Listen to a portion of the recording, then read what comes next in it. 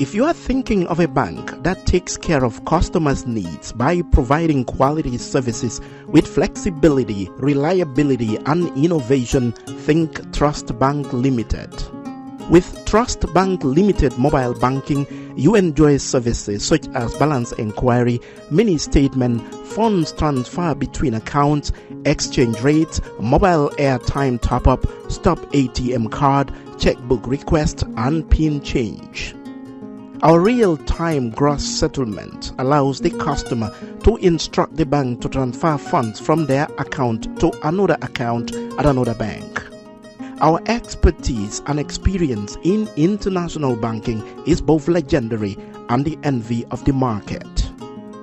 Retail banking, one bank, different amazing packages.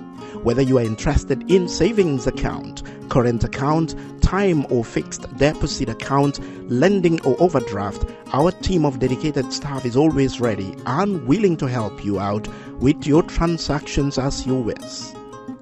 Corporate banking.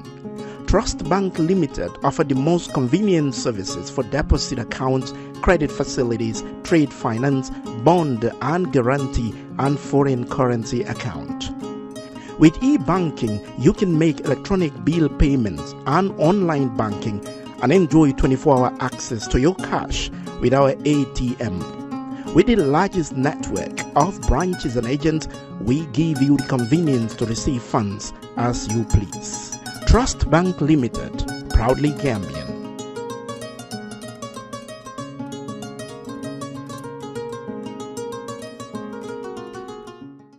fay lempo warugal la si képp koo xam ne doomi réew mi nga ak ñu fi dëkk bu fekkee ne ci at mi sa koom-koom weesu na $24,000 dalasi mbete weer bu nekk di nga am lu tollu si $2,000 dalasi lempo si la nguur gi di sukkandeku ngir liggéey yokkute réew mi GRA mooy banxaas bu nguuri Gambia sas ngir mu fayeku lépp luy lempo ci biir réew mi ba tax na GRA di yëgal faykati lempo yi ne warugal la pour ñu fay lu ñu naan withholding tax on contract payment maanaam bépp contract bu waay joxe te si biir réew mi lañu toog kon xaalis si contract bi ngeen nangotoo war nga cee wàññi ci xayma téeméer bu nekk fukka bu fekkee ne contracto bi dëkkut ci biir réew mi bu boobaa di nga war a wàññi téeméer bu nekk fukka ak juróom lii mooy lempo bu ñu naan withholding tax on contract payment lii mooy lempo bi nga xam ne yow mi joxe contract warugal la nga wëlbatiku dem fay ko ci maakaani GRA tax office bu la gën a jege mbete ci banque yi GRA jagleel pour fay lempo war ngaa jébal lempo bi si diiri fukki fan ak juróom gannaaw bi nga wàññee ci xaalis si contract bi amul benn contracto bu ñu teggil fay lempo bi xanaa mu fekk ne nguuri Gambia ñoo ko jégale boole si projet yi nga xam ne mbootaay ndimbali ñoo koy dépense GRA di fayeku lempo ngir yokk. For the first time in the history of the Gambia, Gambia Printing Publishing Corporation proudly introduces the Biliomatic exercise book printing machine. The machine has the capacity to print more than 20,000 books per hour. Yes, 20,000 books per hour. It also prints magazines, newspapers, calendars, flyers, normal books and all kinds of printed documents plus items at affordable prices. With the Biliomatic printing machine, GPPC can now render high-quality and non-size restricted printing service supply across the sub-region. Rush now and partner with GPPC for all your public and private printing service needs. Print with us today and you'd be offered highly professional, reliable and efficient service delivery by our team of experts. The Gambia Printing and Publishing Corporation is here to meet all demands and is reliable at all times. For more info, contact us on 437-4493 or 437-4402. GPPC is Gambian and it's yours.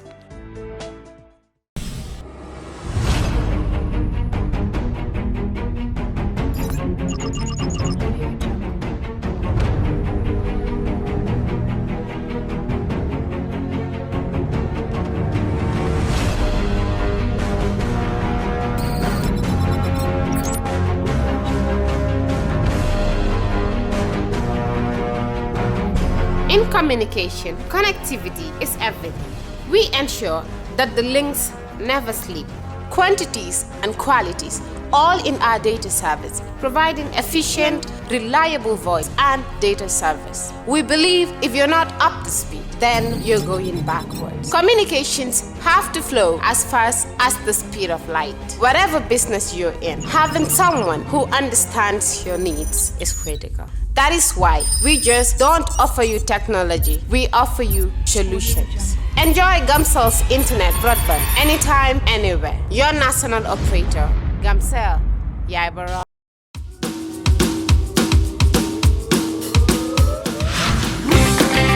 This is an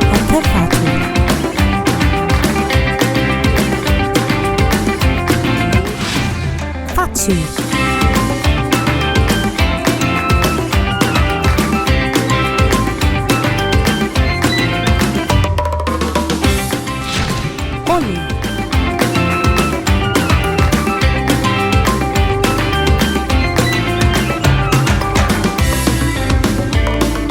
Hello and welcome back to our show. Today SI is here, and of course we have Dr. Ceesay in the building. Doctor, welcome. Thank you very much, Fatou. Doctor, akita famote. Nanyo ko don't follow. Akita famote. Mune famote, mune famote. Hajol Kita dokube siari. Wala tena famoke. But it's definitely an honor to have Doctor here. We're going to talk about. We've been talking about CA for the longest, and we had the national. Former national president. We also had the PRO, Mboop. Acting PRO. Mboop. I like Mboop though. Mboop is a nice guy. You know, he called me yesterday trying to. I can't remember. Guy go Mboop. Emal. Guy go. You're so party leader. More given a interview. You're Emal, right? Didn't go threaten. Didn't go threaten. But yes, it's great having Dr. Ceesay here. Esa, welcome back to the show. Thank you, Fatou. And it's of course a pleasure. To be here. Well, if you make a mail go, yeah, I'm sharing platform with him for the first time. Media platform. Let me make this declaration. Follow. So, you know, I saw a lot of people saying on the comments, did you see that? People were saying, Esa, we know your boss is coming, your teacher is coming, your colleague is coming, so we'll be watching you. So I want to throw you under the bus so people know. So, but I said, I'm going to prepare. I told you this. I said, I am going to bring my A game because I know you're going to treat doctor with all of that. It happened actually in Nima. Nima on the show all the time when we have people, Nima come, bam, bam, bam, right? Dr. Radasite, Nima was like, you know, I'm like, really? Is this you? So that's why today Oli is not here, but I'm bringing my A game. Dr. Well, one thing I have to say is that I have a very good professional relationship with Dr. Ceesay. He taught me way back in 2011. He taught me in 2013. Then he was doing his PhD. And of course, you know, I was his graduate assistant. I served him for almost 2 years as a graduate assistant. And then also, you know, he taught me basically, and he's my boss as well. In the political science with it. We are colleagues, but at the same time, he's my boss because he's my unit head. But that is professional, and we do a lot of things together. We talk about a lot of things, but then I can tell you that you know, that's professional, but that wouldn't affect our interaction here today. Our interaction is going to be strictly on the issues that we're supposed to discuss. And from there, when we leave this place, we go back to Dr. Ceesay and Sanjay, the political science unit, and that's it. It's professional. Okay, before we get to Doctor, we were going to look briefly at what happened today. The government press conference, a major press conference that the government, my friend Sankare called it, right? I'm just going to be honest what I thought. I think I said this with the government. I said, are you guys, the Gambia government, trying to defend the contract to Hadim Guy? Because this was a contract that was awarded to a Gambian, almost $14 million, 1.8 or 1.9 billion dollars, and it was supposed to stop the flooding and all the things that are happening in Banjul. It did not. For me, the ordinary Gambian, I don't see the other things that you're talking about. What I saw is Banjul flooded. It was not supposed to flood after that project. Today we saw all of the ministers, apart from the vice president, the communication minister was there. The finance minister was there. The government spokesperson, works on communication, higher education, lower education, basic education, all of the ministers were there. Why do you think the entire government machinery came out to defend this project, Esa? I must say that this country is a joke. Let me start from that. And let me register my displeasure with the government of the Gambia for wasting taxpayers' money, state resources, to organize what they dub a press conference, a major press conference that I consider kind of a mini dissertation defense or a thesis defense. When you do your master's or your PhD and you write your project, you are there to defend. Examiners are everywhere to assess your project. This was a conference that was organized, I think, with the sole intention to spew falsehood, of course, to mislead the taxpayers with regards to what happened or transpired as far as the Banjul Road and Rehabilitation Project is concerned. In the first place, let's register this. In 2016, when this government came, it claimed to stand for transparency and accountability. And of course, all the way now, we cannot be in this era where we have laws or regulations that clearly and outrightly contradict the very principles and purposes of accountability and transparency. Looking at the Banjul project, I listened or watched the president's interview with QTV, but in my opinion, he was very economical with the truth when it comes to, the advice given by the donor partners, the World Bank and the IMF. And I think I said this here in one of our shows, that the IMF and the World Bank did advise the government. 3 pieces of advice were given, and one of the advice was, for them to strengthen our, procurement regulations when it comes to the awarding of contract and all that. Because in our procurement laws, we have the executive can single source the award of a contract. And this was what happened exactly in the case of Banjul Road and Rehabilitation Project, of course, the Guy construction. The executive did that, but prior to that, the World Bank or the development partners advised that the government should strengthen our laws.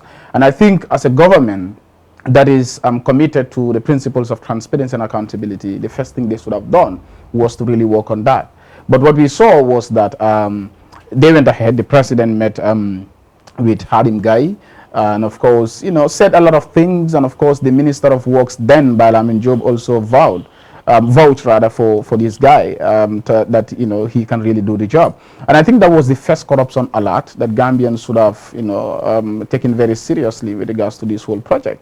But nothing was done about it, and then it went ahead. But what we saw also is that the press conference today, where you had all the government ministers, I don't even know what they were doing there. I mean, we could just have the works minister and the government spokesperson, maybe finance. Yeah, they could have been there to just do this. This is a simple thing. But I don't know for whatever reason why they had to organize this to call all the ministers there to be present there. I don't really know unless they explain to us.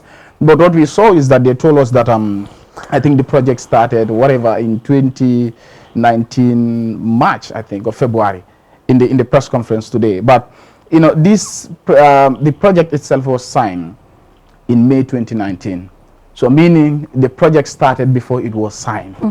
Okay, and this is a corruption alert for me. In a serious country, I've said this here, in a serious country, the president would have been investigated, or the works minister would have been investigated to answer questions regarding this whole thing. Because for me, the Banjul project is a scam. I mean, like you said, we have this project, and last year and this year, Banjul flooded, and this is something that nobody can still understand. And for me, having a press conference, organizing a press conference, you call a major press conference, I don't even know whether they really informed the media houses before you went there. They did yesterday.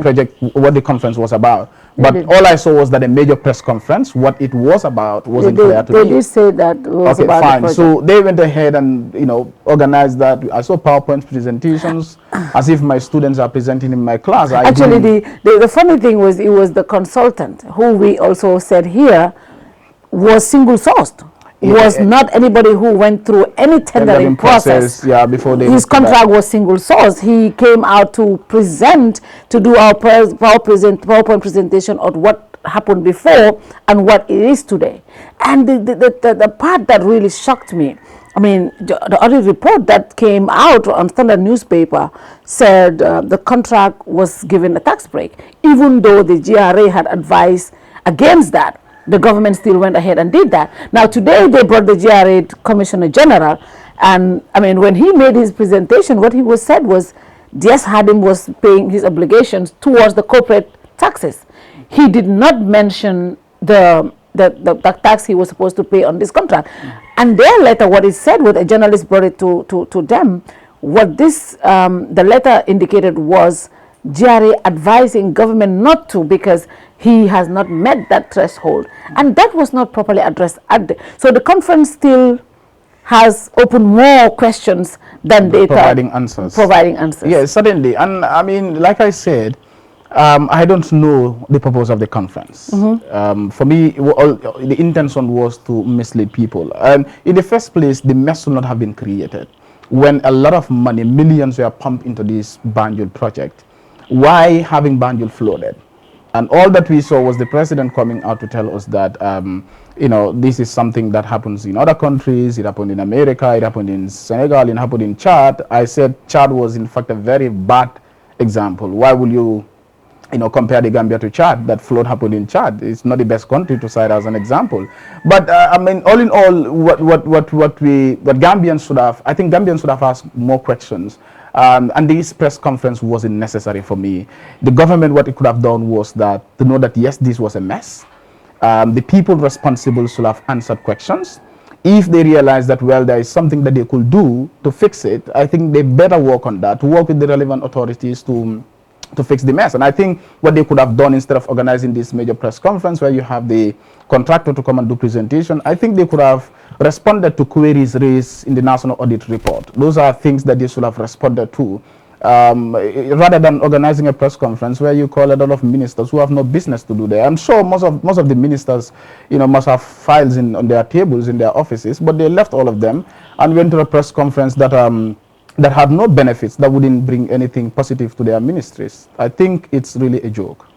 Now, Doctor, have you watched the press conference? Unfortunately, no. But what do you think? Do you think it was necessary to bring the entire government machinery to come to defend a project like the Banjul project? Well, I don't know the logic behind it, so I cannot speak for the government. Why they brought all the ministers? They must have their own reasons. So I cannot speak on that. So okay, that's fine. So now let's go to Citizens Alliance. Few weeks ago, we hosted the national president. We also hosted the PRO. Now let's start from the elections, because I have not started with Doctor since the election. Now, you presented your candidature, it was rejected, and the CAs took a position. Now, take us through what happened during that period, the IEC issues and all of that. How did CA handle that situation? Yes, thank you very much, Fatou. Thank you for having me on your program. I'm happy to be, and very delighted to really share a platform with Mr. Njai here. Yeah. Mr. Njai is a professional, so obviously I know he would do your... I'm just your disciple. So I've worked with him. I remember when Bubu was here, I was having a class on that. I was teaching some master students. I was glancing the program, and I saw how hard he was on Bub. But immediately after my class, we had a lengthy discussion. We didn't even discuss the program. We discussed unique issues. It shows how professional we are. We don't take things personal. So I'm happy to be with him on this platform, and I'm greeting all your viewers. So yes, like you said, everybody knew what happened. Yeah. We went for nominations. We submitted all the required documents in line with law. Our nominations were rejected on the grounds that we did not fulfill the signatures for Banjul. And then we looked at the electoral laws and the manner in which the rejections were handled. And we observed that there was a miscarriage of justice and that we have to appeal the decision, which we did. It was overturned, and then we had no choice but to go to the courts. And the High Court ruled in our favor that the manner in which the rejection was done was not in line with law, and therefore the IEC was urged to accept our nomination papers, which obviously we knew they wouldn't, because the time between that to the elections was too close for them to print, new ballot boxes and then have us in. It has financial implications and other implications. And then we knew it was a lost battle. Then we decided that we are not going to contest. You decided you were not going to contest, and of course, the party took a stand to say you don't want to do any endorsement. A lot of people said the CA was considered an opposition party. Out of all the opposition candidates, if the cause was to unseat the current government, that's why you guys came into play. Why didn't the CA endorse any of the opposition parties? That was a very difficult decision. And because CA is a very democratic party, Dr. Ismalia Ceesay don't make certain decisions unilaterally within CA. Everything is done in a very democratic process in line with our constitution. Yeah. When we are faced with the option of endorsing either one of the candidates, 6 candidates, or not to endorse, we are in a dilemma. We called for an emergency meeting where we invited all our regional heads and our district heads to this meeting, including national executive. So what is the situation? The party now is divided. There are some who say we should go and endorse GDC. There are those who said, no, we are going to endorse SFL. Some within the ranks were saying SFL. Some were saying, no, we are going to endorse NPP. And some said, no, we are going to endorse UDP. And then there are factions who say we are going to endorse DOI. What should CA do in those circumstances? To the extent that people within the party, not in the national executive, but within the party, by scheming to the WhatsApp groups, making threats that if you CA endorses UDP, I'll leave the party. If CA endorses NPP, I'll leave the party, even within the regional structure. So we realized that endorsing any candidate here would cause problems, and we didn't want to take that decision. So it was put to a vote. The regional chairman from all the 7 constituencies, district chairman, for national executive, we voted. Overwhelmingly, and the votes were very simple. Yeah. Those who want us to endorse DOI, we counted. UDP, GDC, SFL, NPP, and then no endorsement. Yeah. Overwhelmingly, over 90% of those who were in that meeting voted for no endorsement. No endorsement. However, it was decided, and this was transmitted to the structures, that even though CA as a party is not going to endorse any candidate, however, it is left for each and every member of the party to campaign for and vote for a party of your choice. That is why we did not endorse anyone, because this was a democratic decision that was taken involving regional structures, including the national executive as well. But does it has to do with something that recently your party also said in a statement where it said, I was just checking exactly the statement where it said the endorsement was, you did not know because CA was under circumstantial threat, existential threat against a particular party. And that was the reason why you did not endorse that party. What happened was that there were questions asked why we, or I personally, helped provide a pickup from NPP to some CA members in West Coast region to campaign for NPP. When NPP got in touch, it was very clear that as a party, we cannot endorse anybody. But there are factions within the West Coast region who are very happy to campaign for you. They can help you. And then at that time, I did it. So we will come to that now. After the no endorsement policy by the party, you met the president. The president wanted to meet you. And you met the president, and this conversation came up. You actually, both you and from your party statement, and of course what Dominic told us was that you consulted with the national president. Yes, I did. And he said, yes, I mean, even the president calls me today, I will He definitely gave me his blessings. He gave you your blessings. He gave you his blessings. But he did say, if anything that has to do with endorsement and others come in play, just tell him you will refer back to the party, because you could not have made those decisions. Now, how did this conversation about helping NPP in your capacity come around with the president? Well, they wanted me to help, and I said I will. But doctor, But I think that's where the people, a lot of people have problem here. You met the president prior to the elections. Yes. Prior to the election, yes. Prior to the election. Yeah.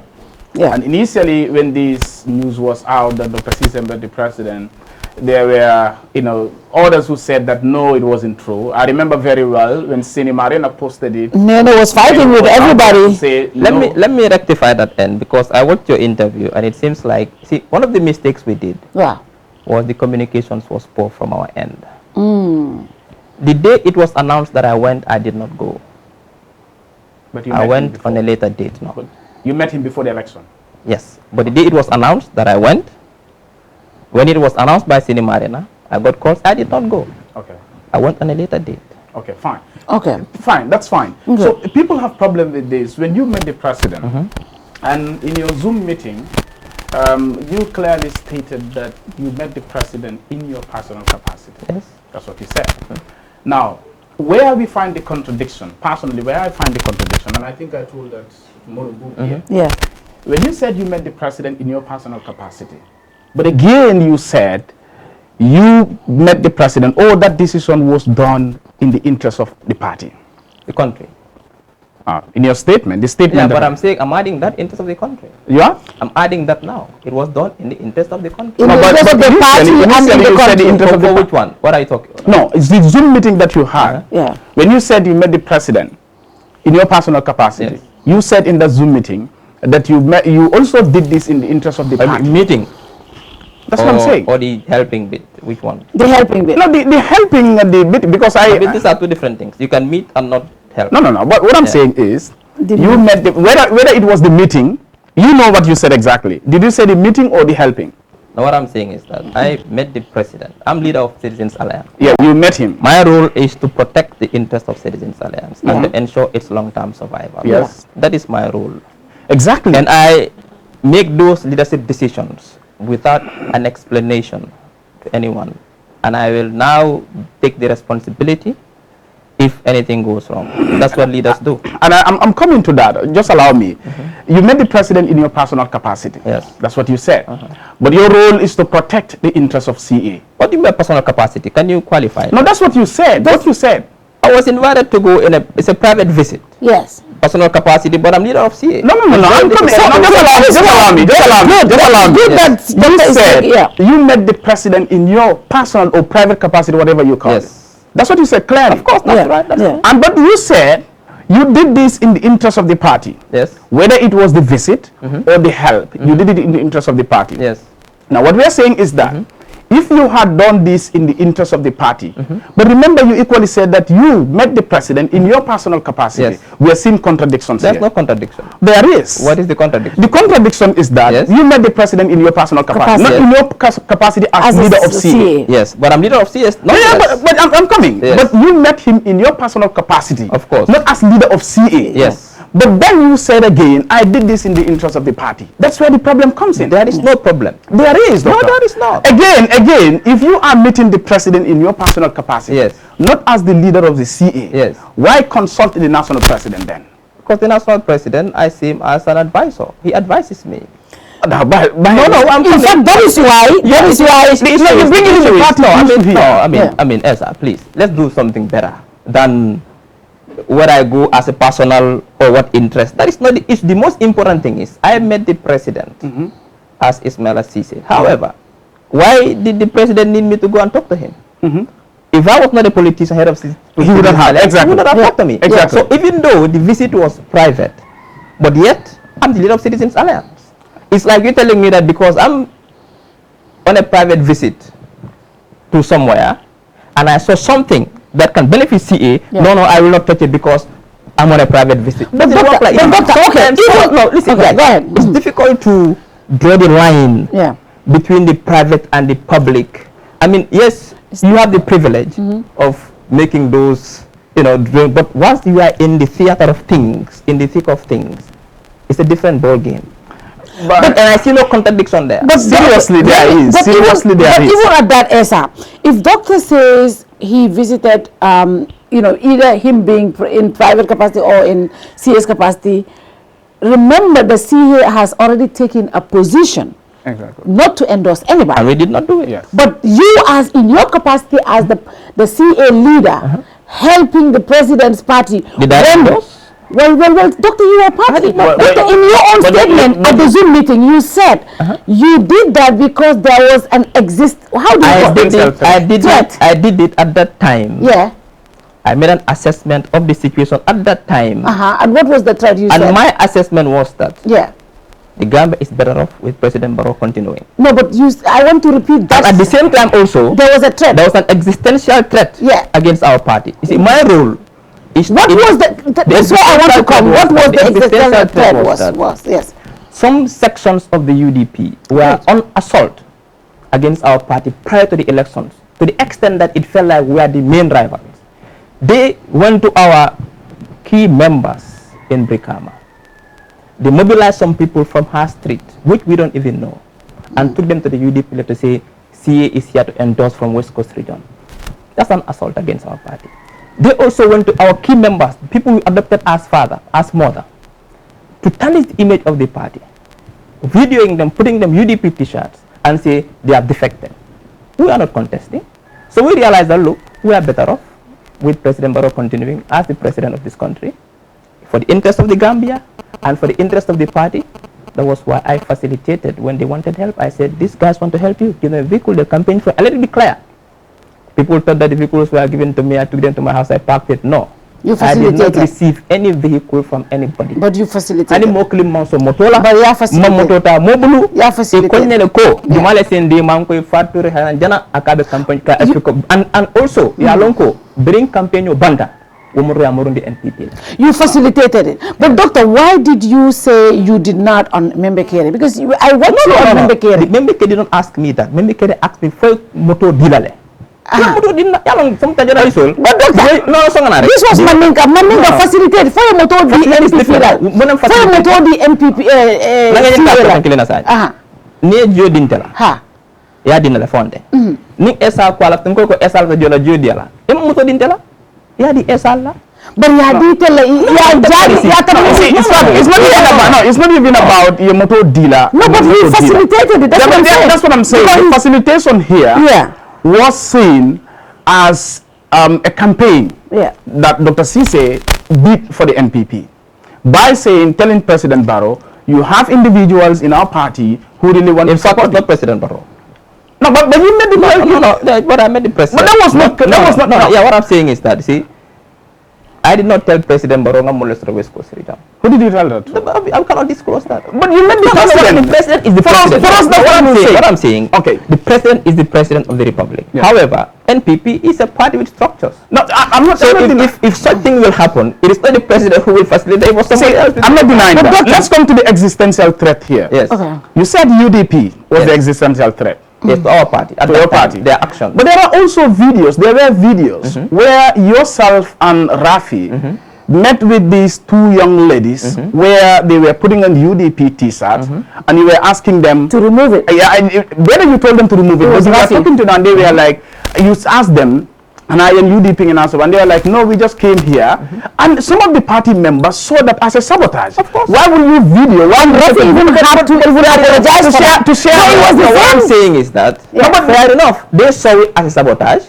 We saw this as an assault. It's the same thing. But that's what I'm saying. If there was any sabotage or any threat, they could have said that it started with you. Well, because you have done that. A lot of people. No, it did not start with us. No, a lot of people saw that as like, why would a leader of a political party go and meet two young ladies in the streets and be telling them that, are you going to vote for this party? And then you video that. They had to video it, and then somebody had to. Rafi also had to put that up on social media. That was unwarranted. Of course, I agree with it. Was a misjudgment, and it was a misjudgment on the part of Rafi. My part as well. I take responsibility. I'm Rafi's leader. I should not have allowed that to happen. You shouldn't have even taken that video. Exactly. You should have even done that with those ladies. In fact, I dealt with Rafi. We called those ladies. I personally called them to apologize on my behalf. That was wrong. So did you apologize to UDP? Why should I?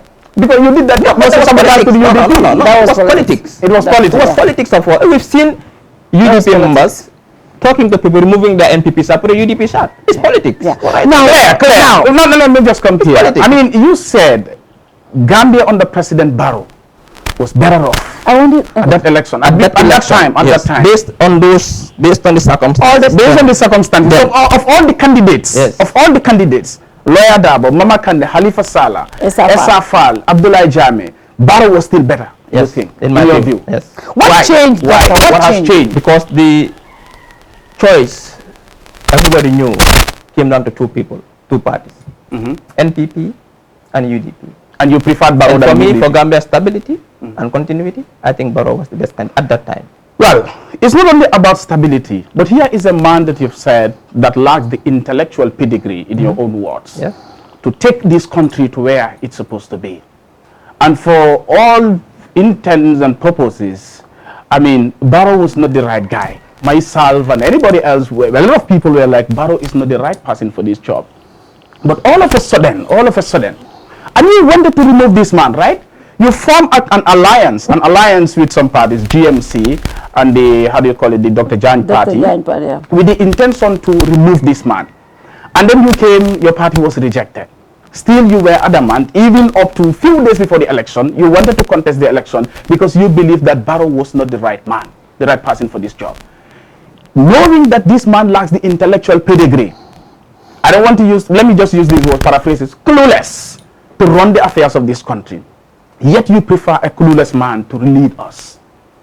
Is that the case? In those circumstances, yes. A clueless man to lead us? No, I'm coming. When I was referring to him as clueless, yes, President Barrow didn't understand the dynamics of governance at that time. See, politics is dynamic. And now he understands? See, the thing with the analysts and scholars like you is you focus on this issue of consistency in politics. There can be no consistency in politics. Ask those politicians who are consistent. They failed consistently in politics. Politics is a dynamic theater. And as a politician, without giving away or undermining basic principles and morality, we have to make decisions based on existing police adapt to changing circumstances. I will disagree. Well, consistency here, because it's good that you mentioned without undermining those basic principles. Yes. And the consistency here is linked with principles. That is what we say, principle politics. Yes. You know this. Yes. I mean, in principle politics, it requires politicians to be consistent when it comes to their agenda for the country. That's agenda. Yeah, that's what I'm saying. Yes. And your agenda is to take over the affairs of this country, of course, become the president. Of course. You want to remove a man that you think lacks the intellectual pedigree, is clueless to govern this country.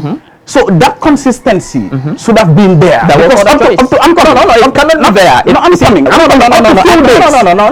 few days before the election. It cannot be there. Up to few days before the election. Dr. Ceesay still believes that Barrow was not the right person. If I saw a better candidate than Barrow at that time, so Halifa Sallah or anybody else, none of them were better at that time. No. Up to now. So, but let me come, Doctor. What changed? What has changed when it comes to agenda? Let me tell you, from 2017? If I had believed in those people's agenda, we wouldn't form a political party. We'll join them. We don't believe in their agenda. But you don't also believe in NPP. So no. What I'm saying is that, but under the circumstances, the NPP was better, in my view. Now give us for reasons. Stability of the country. What was the reason? Apart from what were the reasons? The reasons are, one of the reasons are, see, people want to live in peace. We've seen the insults, the intimidations. The NPP was not engaged in that. We knew that even though... Doctor.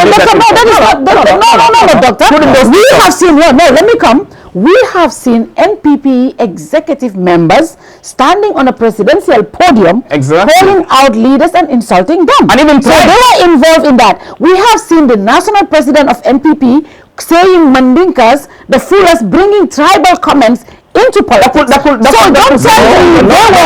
I'm saying, actually, let's make this very clear. Okay. It was my view at that time. Okay. That continuing President Barrow was better for the Gambia. And that's why I supported them at that time. Yes. And the reasons you said, one, stability. Stability. I'm not obliged to give my reasons. The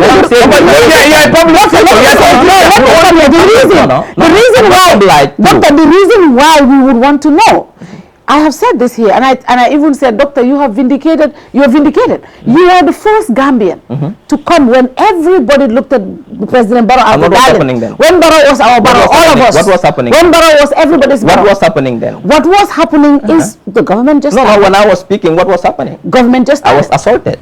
Yes. I was insulted. Okay. I was castigated. Yeah. I was character assassinated. But that never stopped you. No, what is it never stopped you. You said this government doesn't have the know-how to take this country. Yes. In fact, on a Twitter post, you said President Barrow is going to steal this election. Politics. You said all of that. These are preventive mechanisms to put pressure on your opponent. It's politics. But are you telling me that you endorse a man who stole the elections? Well, if that is how you are going to say it. No, it's not about me saying it, because you said, said that he's going to lead the election. I said, given the circumstances at that time, it's politics. So are you telling me there is no permanent... These are preventive. Politics, there are no permanent interest or permanent friends. Politics is interest. Country interest, party interest, personal interest. When you came into politics, when CA came into politics, when I had you here and also Nene on several occasions, and I said, Dr. Patio Siata Janne, there are so many parties. Why don't you join one of these parties and just effect the change within? Yeah. Your answer was, we are a new breed of politicians. Of course. We want to be consistent. We want to be honest to the people. We want to make sure whatever we tell them, that is what we're doing. Now, if you're telling me there's no permanent enemy offense, that is a different thing. Because, Doctor, when you came out, the reason why so many Gambian young people, even people admired you, is because you were known for saying... So you believe that politics are permanent friends and permanent enemies? No. You believe that? I mean... do you believe that? Well, I'm not... We've seen people insult parties here to the extent of insulting an entire tribe. To the end of those parties. We're talking about what is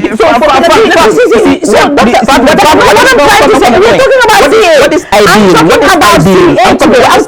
Let me finish what I'm saying. Let me just clarify. Let me finish here. Ideal. Yeah. The ideal. And what is realistic? Yeah. These are two different. Do you want to say you were wrong then when you were looking at President Barrow from that angle? Do you want to admit I was naive. You are naive. A new politician who thought that the politics we learn in the West and in the books, and you got everything wrong then, are the ones that you can apply in this context in African politics. That is why 2021 is a learning curve for me politically and personally. Will you say you got everything wrong? In what sense? President everything wrong? You know what I mean is, will you say you got everything wrong, that President Barrow lacks the intellectual pedigree? See, when you contextualize it, everybody agrees with me. And when you say intellectual pedigree, also contextualize it. Yes. In governance, to run the affairs of state. But even President Barrow agrees to that. When you take a man who was never been in governance and put in the governance, yes, he doesn't understand governance. And up to this day. But I mean, he's learned now. He's experienced. 6-7 years. Now he's experienced. Also. I call him the politics. I call him the politics. I call him the politics. He's not experienced. He is, Esa. He is. At this point, politically, he's learning on the job. And he's learning. And Fatou. Secondly, one man cannot run a government. No. The president has brought in some absolutely excellent people who can help him run his government effectively. The vice president is a case in point. Prof. Gomez is a case in point. Honorable Ba is the vice president was... the vice president has always been there. You and I in the higher education sector, we all know the problems. What has changed during his time? What has he done, the vice president? What has he changed? Vice president... What I'm saying is that the vice president did excellent work when he was higher education minister. What has he done exactly? What has changed at the higher education sector when he was there? We judge people by what they have done. Spokesperson. No, but you said he has done. As someone who's within the because Doctor, when I have to here, I'll give an example. The idea of USET was brought in by the vice president. But also there was chaos at UTG when the vice president came. He dealt with it effectively. It's because of his failure that we have no chaos. No. When he just came as minister, the vice president's first day, he had to deal with chaos at UTG. Yes. Right there. I was there. And the chaos will continue. What I'm trying to say, I remember having you here. We talked about the educational sector, and you dissect. I wish I could. The vice president has provided scholarships hundreds of guys to go abroad. I mean, let's see. Go ahead. The vice president. It's not politicized. The vice president has done a lot of good work in that ministry. Scholarships, especially for STEM students, have been provided for hundreds, if not thousands, of students who are currently studying abroad. Education is not. It's a long-term project. Yeah. You don't do the policies today and get the benefits today. It takes almost 10 to 15 years. Most of the work that the vice, in fact, we know what I used to tell the vice president when I visit his office and some of the good things he's doing. I told you need a good PR. These things need to go out for the people to know. He's a humble man. He tells me, you know what, I'm not doing this for show off. I'm doing this for the work. So if I say that, I mean, guys, I will not come sit here and undermine my integrity to defend someone just for the sake of defending. No, but I've worked with that vice president when I was at the UTG. And I know what he's done in terms of bringing linkages, building networks for the Gambia, where many Gambian students are benefiting from today. And also, he's transformed it a bit because we've got now USET about to come. He's focusing on Tibet and so on and so forth. And that is why Prof. Gomez is also continuing the good work. Let me say this. With regards to scholarships to Gambian students to go and study abroad, that has been here since Yahya Jammeh time. Okay? The Ministry of Higher Education, you and I are in UTG. The Ministry of Higher Education, since Yahya Jammeh time, coming all the way to Adama Barrow time, they've been giving mere A4 size papers to students in the name of scholarships, owing UTG millions and millions of dollars. They blame the education. When the vice president, when Juf just came as vice president, he made very brilliant infrastructure at Gambia College. In fact, we went there. Which infrastructure? No, listen. Still some classrooms. Which classrooms? Right now we toilets were changed, renovations were you can't call them massive infrastructure. Those classrooms before. Those 6 classrooms, but at least 6 classrooms. No, the MRC Holland project. That's an MRC Holland project. You cannot be 6 classrooms. What I'm saying is that the vice president has done quite a good job considering the circumstances. You see, Gambia is a country in transition.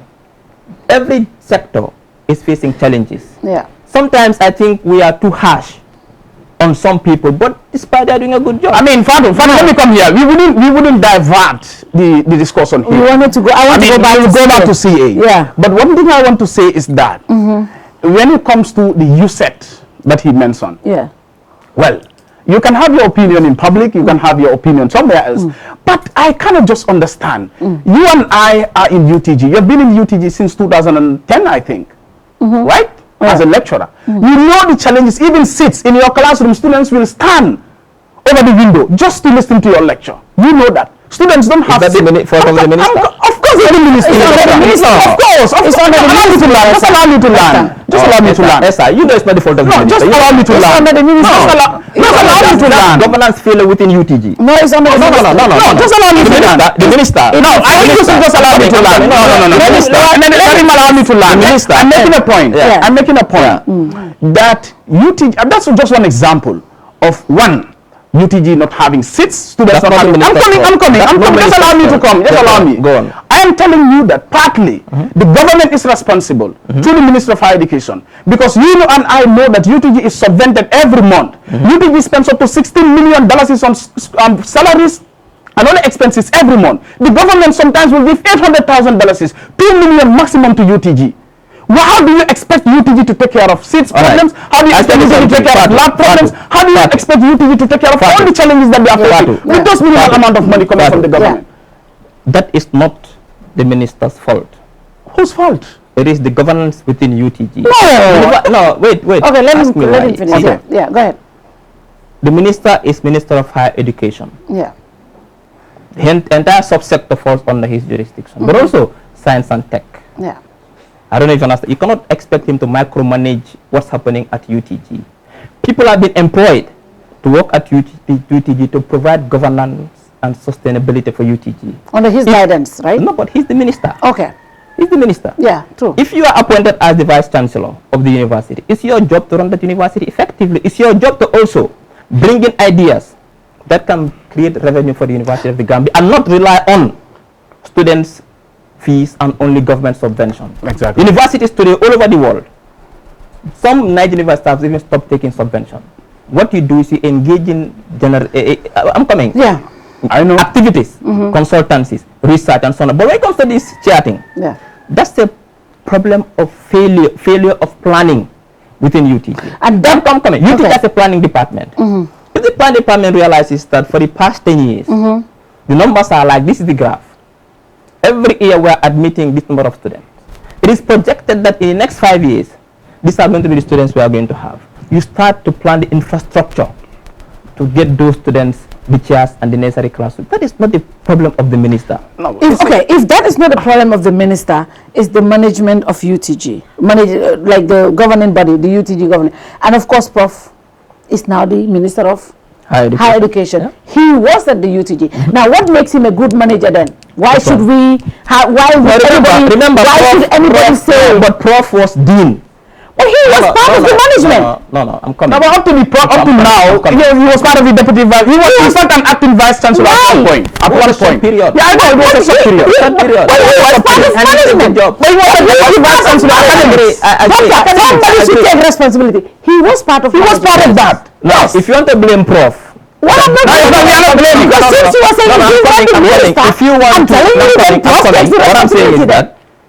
If you believe that Prof takes responsibility when he was at UTG for that failure, you believe it. So be it. You believe it. I don't believe it. No, because you said it's a governance failure. You just said that. Prof was not the vice chancellor of the university. But he was part of the management. But the CEO of the university is the vice chancellor. But he was part of it. But you said there are people. At some point he was vice chancellor. One thing I don't want to talk about here. Yeah. Is the internal dynamics and politics within UTG. I'm not going to talk about it. Yeah. I know what I'm talking about. Yeah. I don't want to go into that here. Yeah, we don't want to. Sometimes when you are outside, what's happening inside you might not see it. We know what's happening at UTG. Prof will not take the blame. Prof is one of the most hard-working Gambians I've met in my life. The man will work 24 hours for UTG. He'll do everything for UTG. All of us can attest to that, yes. You can attest to that. I can even attest to that. But if you are saying the minister should take the responsibility, no, the minister cannot take responsibility. Then management takes the responsibility. Of course. And Prof is part of that. And Prof was part of that. If you say so, yes. No, it's not about if you say so. Prof was part of that. Prof was part of that. Now let's go back to see. If you believe that Prof is responsible for UTG's failure. No. I'm not saying Prof is responsible. Don't misquote me. No, I am saying Prof was part of it. He was part and parcel of the problem. The minister was not his management. No, it's just like today. If we say President Barrow's government, it is the same SR who will complain that minister is micromanaging UTG if the minister gets too involved. Now you are blaming the minister because of lack of trust. That's not that was just a broad example. We are just saying no. If we say there are problems in this country under President Barrow for the past 5 years or the current 2 years, whatever, we are not only pointing fingers at President Barrow. Okay, we are also pointing fingers at all those people that are in governance. Yes, sir. Do you understand? That are in government. So if we point fingers at the vice chancellor, then we must also point fingers at those people, because Prof was even manning a very critical position. That is the deputy vice chancellor academics. And university is about academics. So if a university, you have a university where you don't have seats, for instance, you have a vice chancellor academics. What are you doing? So let's get to CA back. Now let's going back to CA. Going back to CA. I like Prof, so Prof is not a problem. Okay. Now let's go back to CA. You facilitated the vehicles and your team campaigned for Barrow and Barrow 1. No, 2 people. So see, sometimes. No, it's not 2 people. How can you just say 2 people? Your entire West Coast regional team did not. It was divided. Some campaigned for UDP, but some of them campaigned for NPP using the pickup. No. See, when we had an executive meeting at West Coast region, and it was time to vote at that level, the 2 people who said we are going to campaign for NPP are those 2 who just campaigned for NPP. No, it's not the entire structure that was drafted. It was those 2 only that used the pickup for 2 days, I don't know, 1 day, and when they are done, they return the vehicle back to NPP. And in fact, remember, the West Coast region was divided into 2. Half were campaigning for UDP. Why didn't that become an issue? Now, when people complain, because the party leader did not facilitate a vehicle. You said in your press statement, people can go wherever they want to do, whoever they want to campaign for. But now that the CA said that. You cannot differentiate Dr. Ceesay and CA. Let's say that you said that earlier because you were the party leader. CA announced that. CA announced that. Everybody has a right to campaign for whoever. So I think some people for people to facilitate for the Now, if other people meaning you did it for the party, right? For which party? CA. On my own volition, on my own behalf. But you said you cannot do that. You said you are leader of CA. You cannot differentiate between you and CA. What I'm saying is that it was not something that was endorsed by the executive of CA. Yes. It was out of my own personal wish and my own personal volition that I did it. But you did it for the party. For the interest of the party, yes. For the interest of the party. That is so. You are not the one now. It's not Ismalia Ceesay in his personal capacity. It doesn't matter. It's Ismalia Ceesay. It's Ismalia Ceesay campaigning for a man who once regarded as clueless. That's what I'm saying. Yes. That's what I'm saying. That if I was on a trip, on a personal private trip, and I saw something that benefits CA, you want me to ignore it because I'm on a personal private trip? No. I will not ignore it. No, so for me, what you are making that's not logical. No. What I'm saying is that you help a man. You help people to campaign for a man that you once regarded as clueless. At some point, agree. Yes, before. So Barrow is no more clueless. No. It's really? No. Has he got experience? He's got experience. Politically or governance-wise? Both. Really? Of course. Governance-wise? Of course. I believe so too. No. Fatou, you see, no. Okay, that's your opinion. It's your opinion. It's my opinion. Exactly. I don't know what has changed all of a sudden. When I said he was clueless, it was my opinion. People said no. I know. Exactly. Some people said no, he was not. So it's opinion. I mean, that's my opinion. In my opinion. President Barrow might be smart politically because I always say that he has a different tactic from Yaya Jammeh. That Jammeh will give you position and then silence you. President Barrow will befriend you and leave you hanging there. That's how we deal. Politically, he was able to get 11 political parties, including independents, to support him. He might have experience politically, but governance-wise, President Barrow has no clue of how to run a country. Why do you say that? Why do I say what? That he has no clue governance-wise. Well, simple. Now, we have a country that is faced with a lot of challenges. Like, for example? No, I mean, it's many, you know it. Yeah, for example? Infrastructure, health-wise, living conditions, and all that not. Now, you have a flood in your capital. A project of $45 million or whatever 44, went into that project or is going into that project.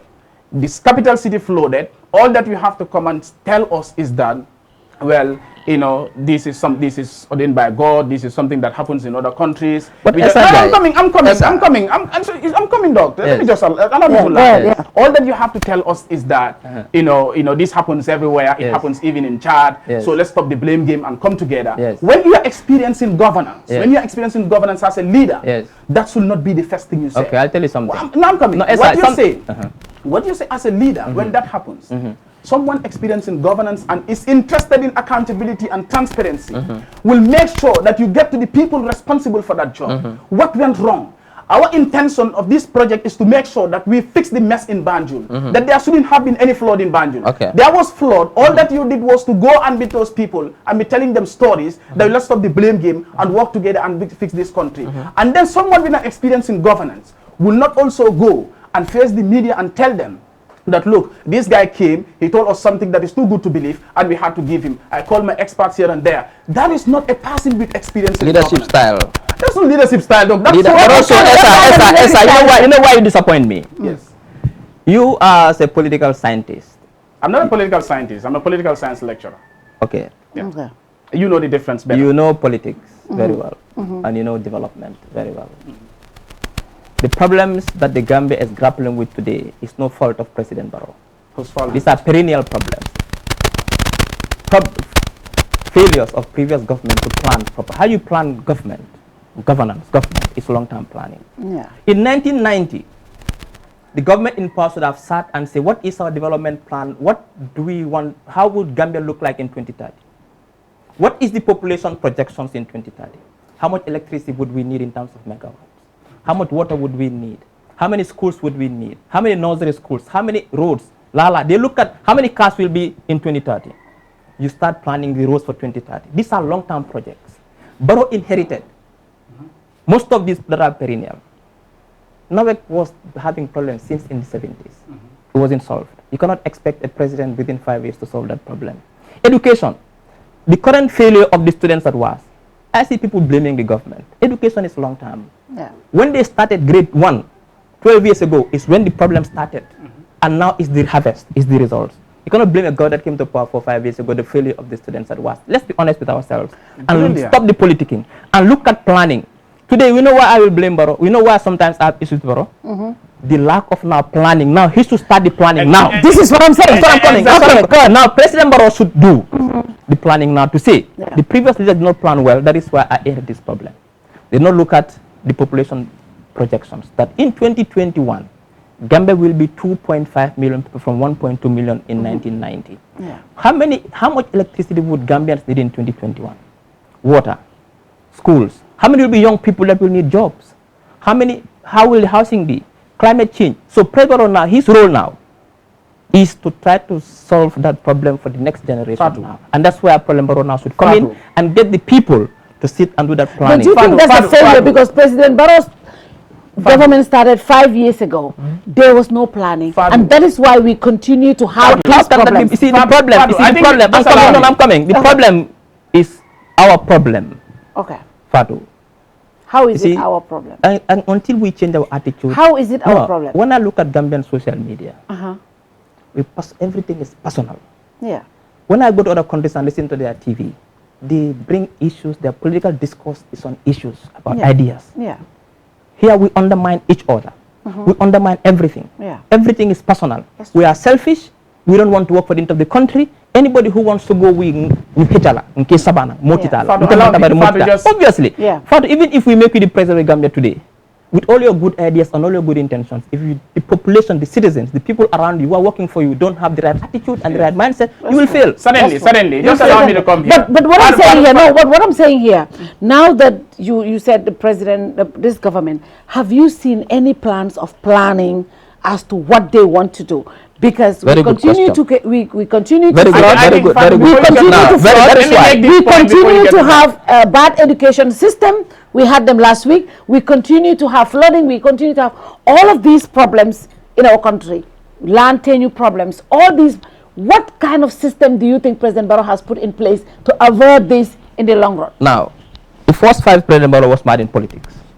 Was politics. Okay. Nothing else. But is that an excuse? No, it's not an excuse. What I'm saying was that everything was politics. Yeah. The coalition splintered, politics here and there. Nothing happened in the first 5 years. That is why people like us, we thought that this next 5 years, President Barrow perhaps should change trajectory. And we started seeing it.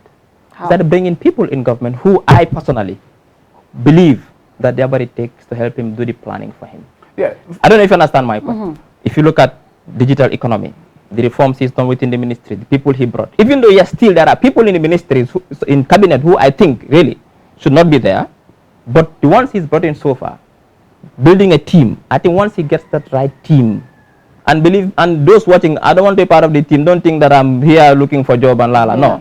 Once he gets that right team, he's got a few in, bring in a more few who are like-minded, get that team, do the planning and go.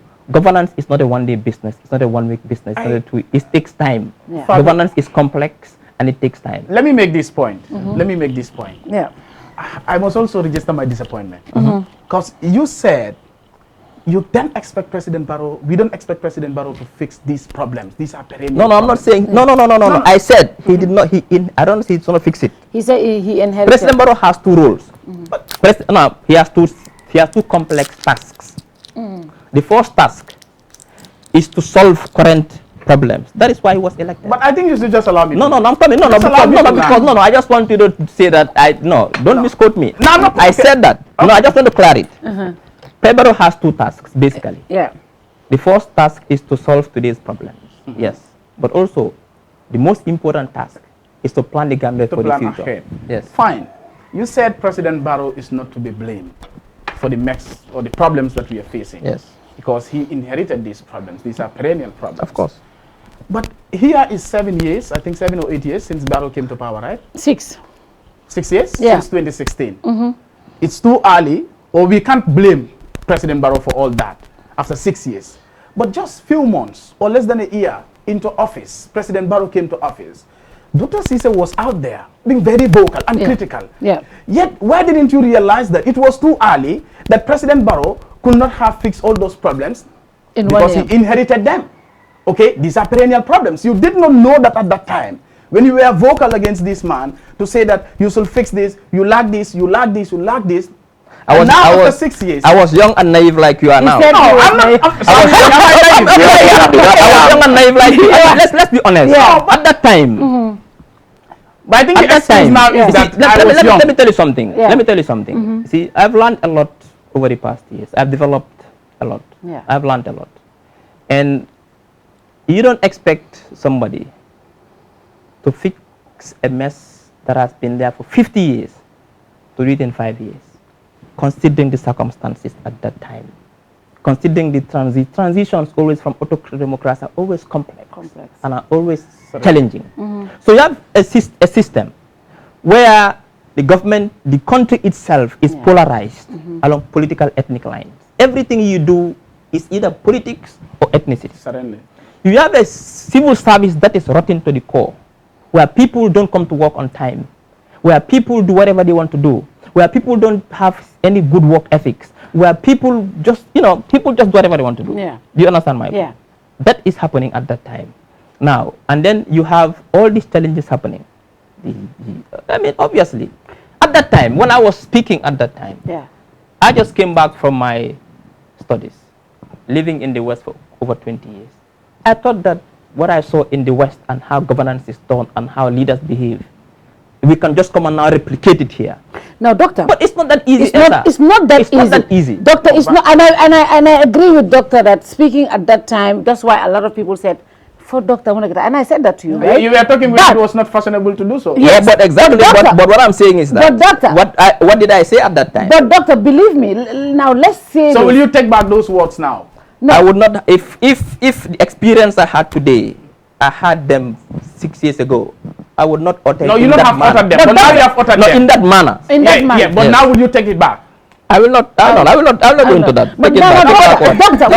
Doctor, 6 years. Yes. 6 years into President Barrow's governance, right?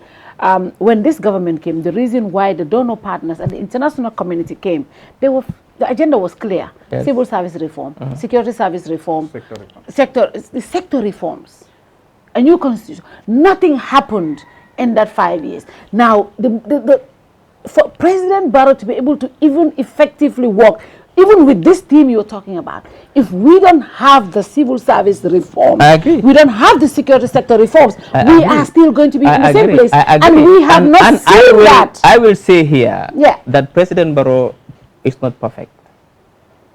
I'm not perfect. Nobody is perfect. And if Gambia is looking for a perfect leader, good luck. No, we are not looking for a perfect leader. I'm coming. What I'm saying is that if we are looking for a perfect leader, then good luck. Nobody is perfect. President Barrow clearly has made mistakes along the way and has learned from those mistakes. Just like everybody. How do you know that he has learned?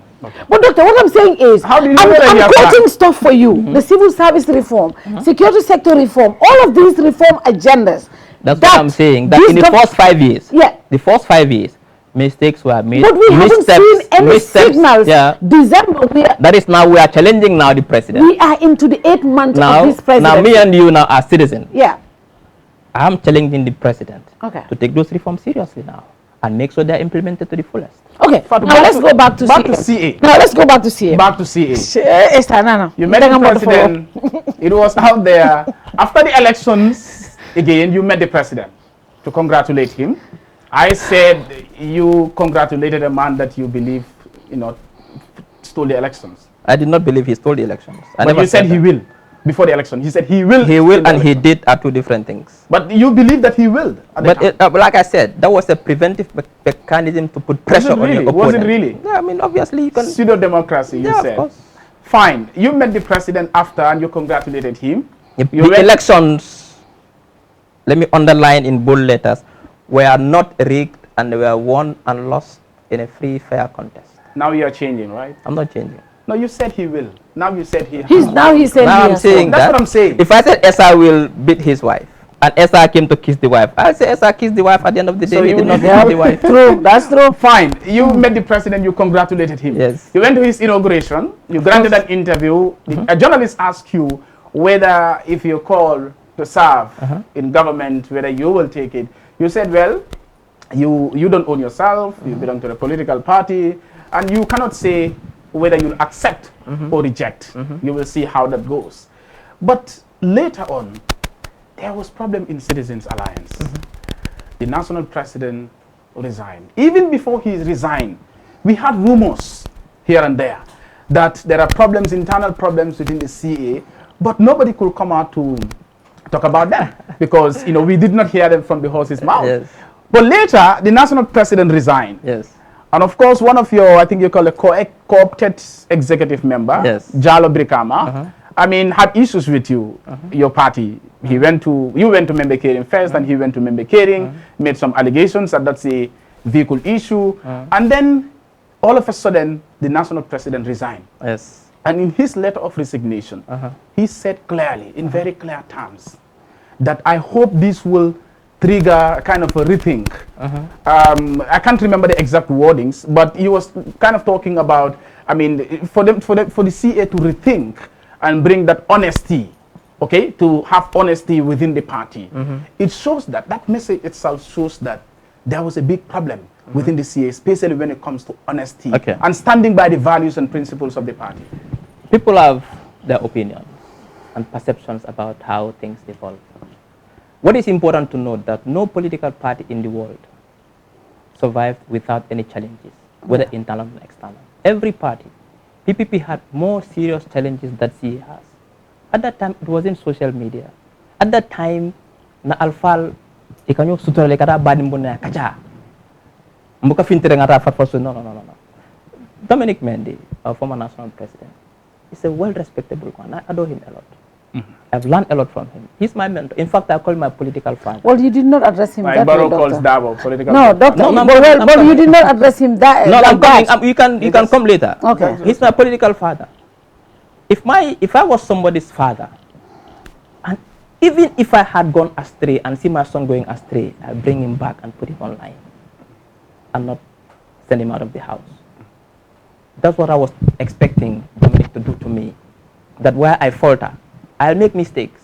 And I still continue making mistakes. I'm still young. Yeah. I'm very new in my political career. I'll make mistakes. In fact, next year I'll make even other mistakes. The most important thing is I learn from those mistakes and use to develop myself to become a better person.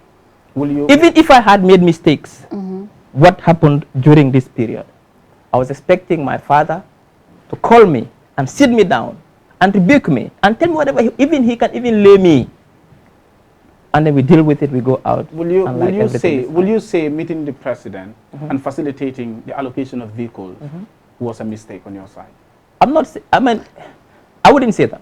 Would you say it wasn't a mistake? But your party said it was misjudgment. But that's CA's executive. But would you say that was the cause of all of this? I don't agree with that. But would you so you don't agree with CA? But would you say it is the cause of all these issues in CA? But what I'm saying is that even if that is the case, parties in the country. Would you say that?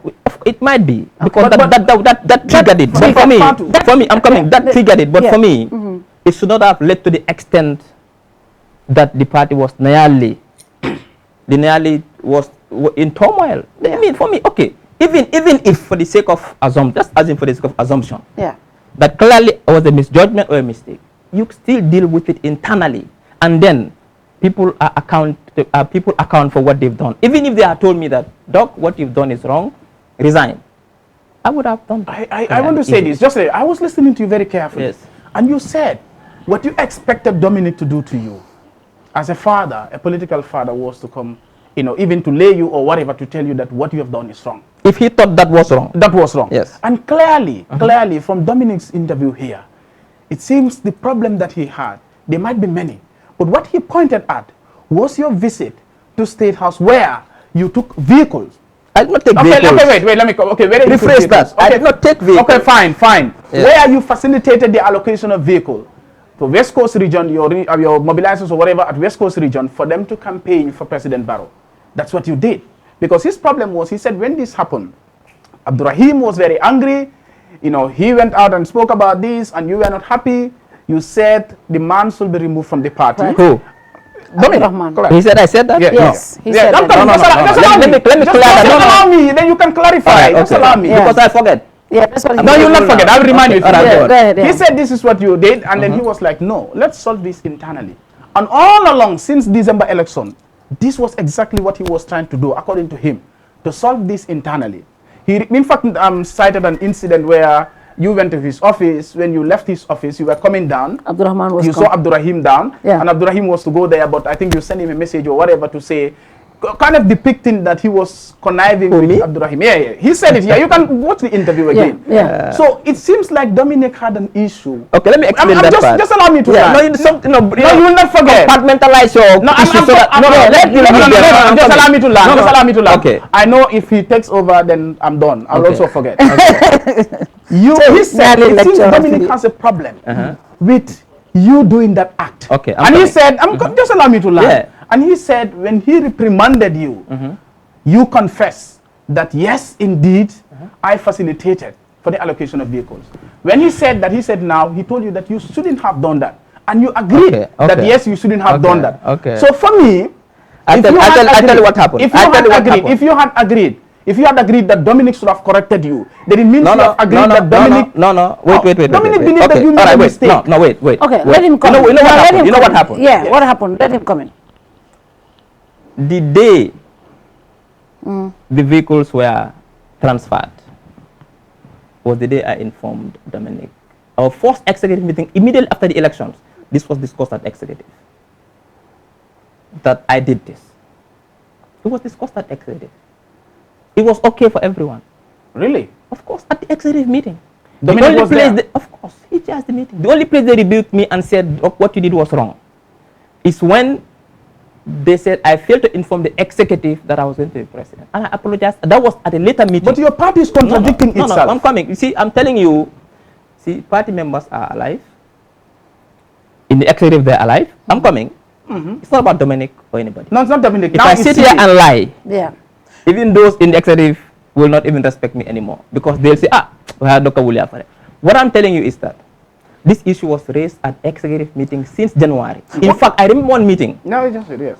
When I told C that I think it's time we scout for a new leader, because I'm going back to UTG and I can't be active as I used to be, because before I was not a politician. Now the ball has changed. I'm a politician. If I go to UTG and continue politicking, and that's not professional.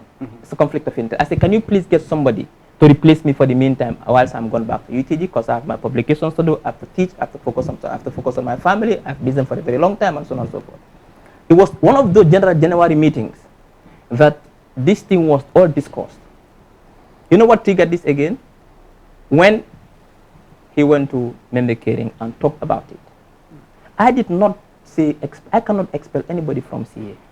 The particular person you are talking about was a co-opted member in the executive, which I facilitated. They say co-opt him. So when something happens, you are a member of the executive. Clearly, there's a problem within the party. You are the executive.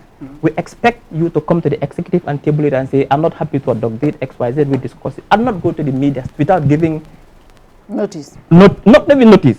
The opportunity to discuss it at executive level. If executive did not solve it, you can go to other, but you went straight to Member Caring without discussing. But you went there before him. But I did not go.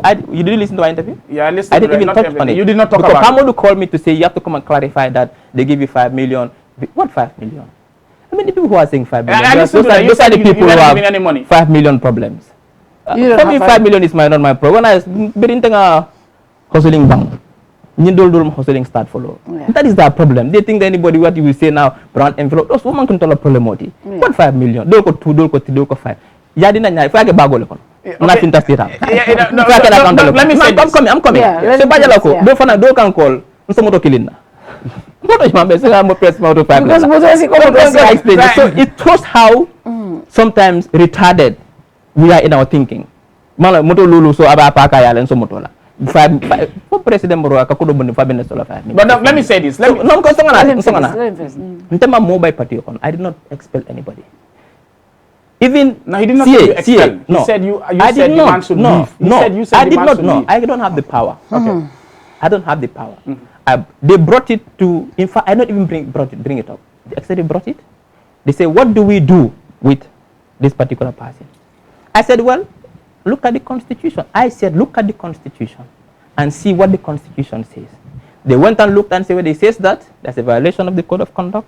There should be a committee to be set up to investigate. They went ahead with the committee. I was not even part of that committee. Committee came back and reported that this is the situation. To expel from the executive or from the director, we said no, we cannot expel from the party. In fact, I voted for him to stay in the party. But that the executive, once confidence is not there anymore, he cannot be in the executive. I don't make those decisions. Even when CA decided to investigate, you know, there was an inquiry about the vehicle thing. I recused myself from the leadership within internally. I told them I cannot be coming to meetings when you discuss. I have to stay out from this. Do your inquiries. Whatever decision you make, whatever I recommend, I support it. It's a democratic process. So I cannot remove anybody from the party. If you know, sometimes I get frustrated and ask people who are close to me. I complain that I feel that I'm powerless as a leader within CA because everything is too democratic. I'm not used to that. You are used to that dictatorship. Are you used to dictatorship? You know, no, what I'm saying is that no. making this what you are insinuating, what you are insinuating is that you are used to dictatorship. You are a dictator. I'm used to providing leadership, not dictatorship. No, but you said I'm used to provide leadership by making sure certain decisions are executive prerogative to make those decisions. But CA, the way we drafted our constitution, and unfortunately, I drafted that constitution to make it in a way whereby nobody can say more than 2 terms. Decision making, to make sure everything is executive, so that nobody can come and impose him or herself on our party. But today, I'm suffering from it because I don't make certain. Even today, if they want to send me out from the party, they can do it. I cannot do anything about Fatou, it. CA is contradicting itself. No, it's not. I'm coming. Who is contradicting who? CA. Yes. You had a meeting when you came from the visit or whatever. You told them, and the executive was like, "It's fine." Of course. And now they issued a statement, a press release, to say that that was misjudgment on your part. No. What I'm saying is that, no, I'm coming. When I came out from the meeting, it was discussed at the meeting that this is what happened. Yes. Do you understand my point? Then at that time, perhaps they didn't see that as a misjudgment. But now... No. You can't say they didn't perhaps. No, what I'm saying... You are the leader of the party. The party came and... The party, in their view, is a misjudgment. But initially, they said that is fine. The inquiry... Let me tell you something. At that time, no inquiry was set up. No investigations were done. There were no more details. But now they did... No, I'm coming. Yeah. They did carry out a comprehensive investigation. From the onset, I was telling them, investigate. I was telling them, if they say there are 3 vehicles, 1 to CRR, 1 to North Bank, these chairmen are still alive. I said, call them. I was urging CA to call those people. But CA, clearly, the committee set up to investigate or do an inquiry about these activities, said that is a misjudgment. What will you say to the allegation that it was, because you said it's Brikama 2 people, what will you say to the allegation that your national regional women mobilizer, whatever, in NBR did send an audio to say that si dogali whatever Dr. Ceesay ebal nañu pour ñu sanil Adama Barrow te sanin nañ ko. Well, obviously in this day of social media, people can make any audio and record them and send it, whatever you want to say.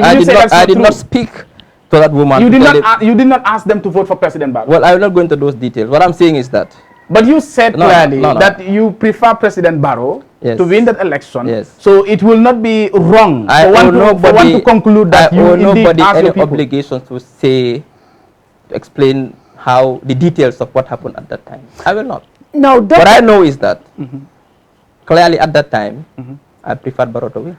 Now that is clear. Now, Doctor, you labeled Dominic as a father figure, somebody you seek advice from, and you expected him to come out if he has issues.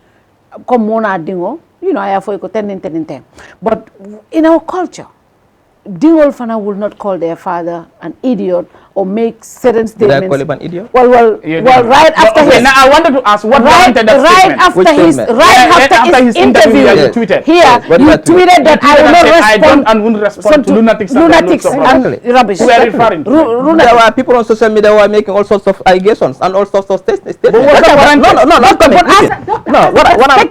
I'm saying, let me finish here.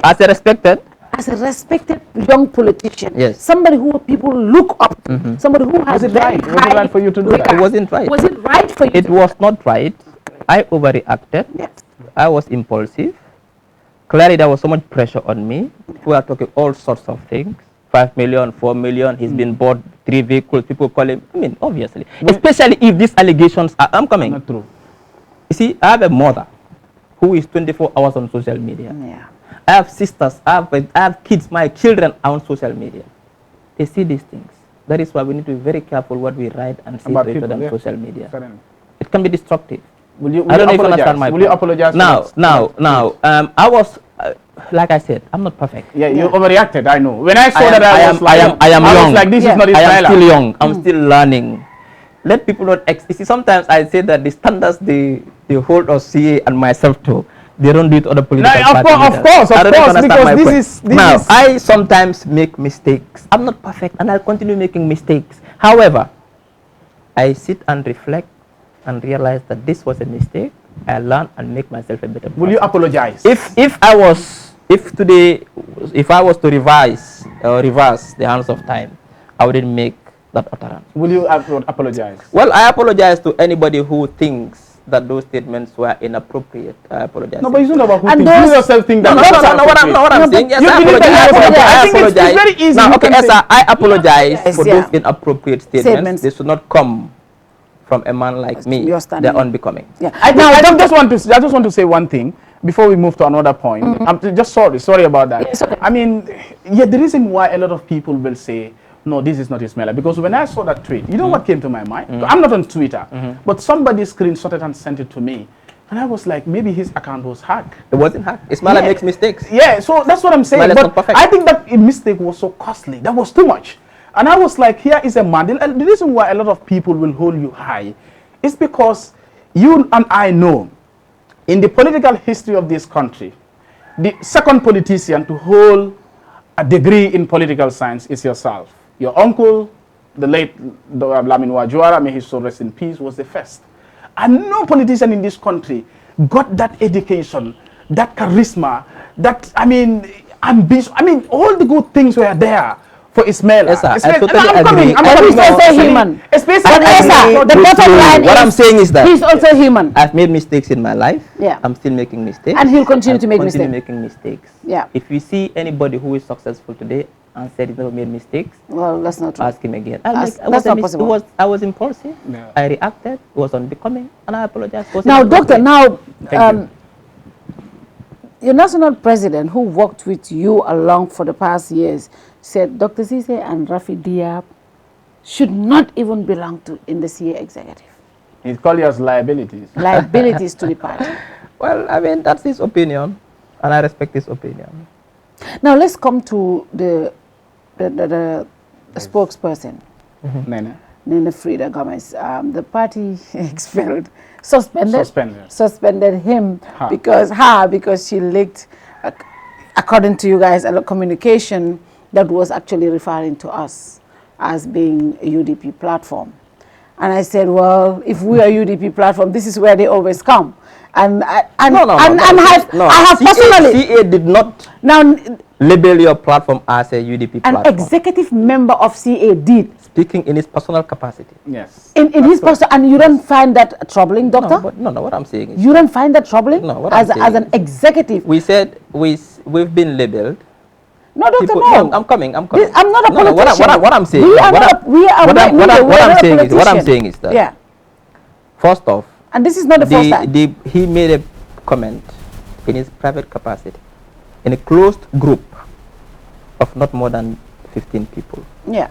It's not like it's one of the WhatsApp groups, no. This is a national executive group. There are not more than 15 people in it. And he made that comment in that group. I don't know if you understand my point. You amplified it.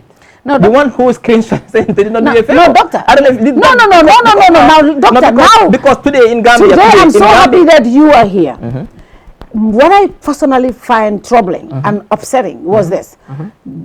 Rafi made that same comment some years ago during when you had interview here before your party's congress in Brikama. And we raised concerns about it because that was made in a... Did you say to us? Now let me come. He made it in the CA open forum. Is it? Like a platform. It was in your WhatsApp group, CA WhatsApp group. I didn't. Now let me finish what I'm saying. And I raised it to your party spokesperson. Nene, and she raised it because the national president reached out to apologize. Now, at the point where the national president reached out to apologize, he even drove all the way here to say that is not the position of CA. I respected it and I said, look, I know, doctor. Actually, you were the first person I called. When I was not able to get you, I called Nene. When I told her and sent her the screenshot, she said, we are going to address it. This is not our position. I wasn't informed. This was not our position. She raised it with, and the national president reached out. I said, don't even bother to come. We are okay. I do believe this is not the position of the party. Now, when it comes again in the close executive group, I believe, I mean, even if it was not shared to any of us, Doctor, I believe somebody like you or other members of the party should have said, no, we don't regard any media house a certain way, even though that was his personal. I think a strong condemnation. I agree with you. A strong condemnation should have come but out. also remember, context is key. You know when I knew about that statement? No, I'm coming. No, not from the party. No, not from the party. No. In the group, if you say that, I mean, okay. No, the first thing is that I only got to know that Rafi wrote that in the group when he published it. In fact, I brought it to Rafi's attention. I said, Rafi, when did you say this? It's on Kerr. Because normally what happens is that this morning I demanded for me to get my WhatsApp report. I have over 100 WhatsApp groups on my phone. Sometimes I don't even read messages, especially in the national executive. I did not even see, because it was messages are too much. I only got to know about it when I saw it on your, and I called Rafi. I said, Rafi, I thought maybe he said it in his platform, because I just saw the headline. But then later I came to realize that, and I had to scroll back and I saw that it was in the executive. However, what I'm trying to say here is that we might see things differently. That you thought that the appropriate thing to have done is to reprimand Rafi and say, Rafi, we don't label media houses in our group. Yeah. Perhaps yes. Perhaps yes. That would have been enough. Exactly, you have a point there. Yeah. I agree with you.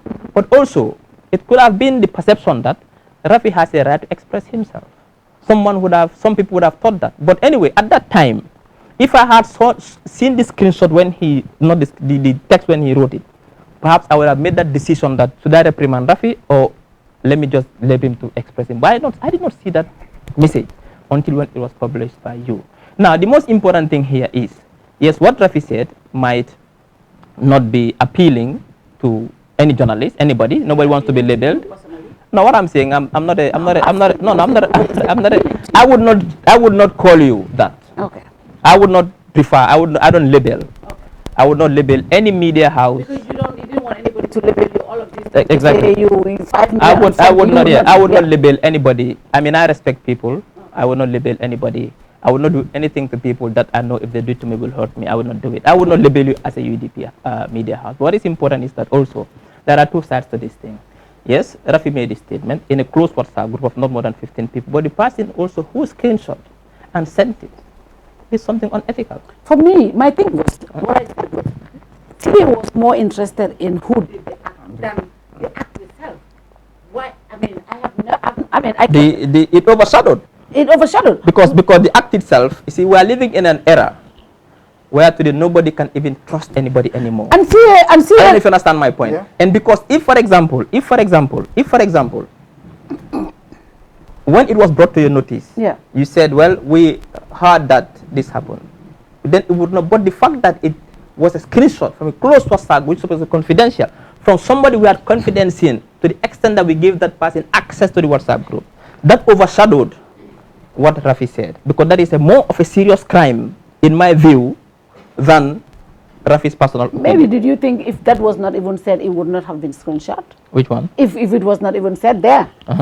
That act of what Rafi said, if it was not said there, or if he was reprimanded, we would have gotten both screenshots maybe, and it would not have been brought out. Like I said, you see, I missed it for somehow, and like I said, I will not label any media house.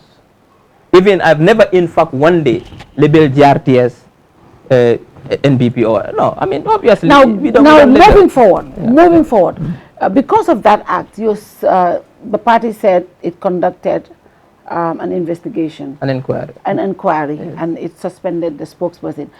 you know, what kind of inquiry was done to warrant the party to suspend somebody who started with all of like you? I said, I don't want to go into the specifics. However, whenever there is suspicion or there are reasons to believe that a particular executive member has acted in a manner that is seen to contravene the code of conduct of the party, the party sets up a team in accordance with the constitution to investigate. The national executive met and put up that team, and they did their inquiry. How they did it, the details are out there in the press release.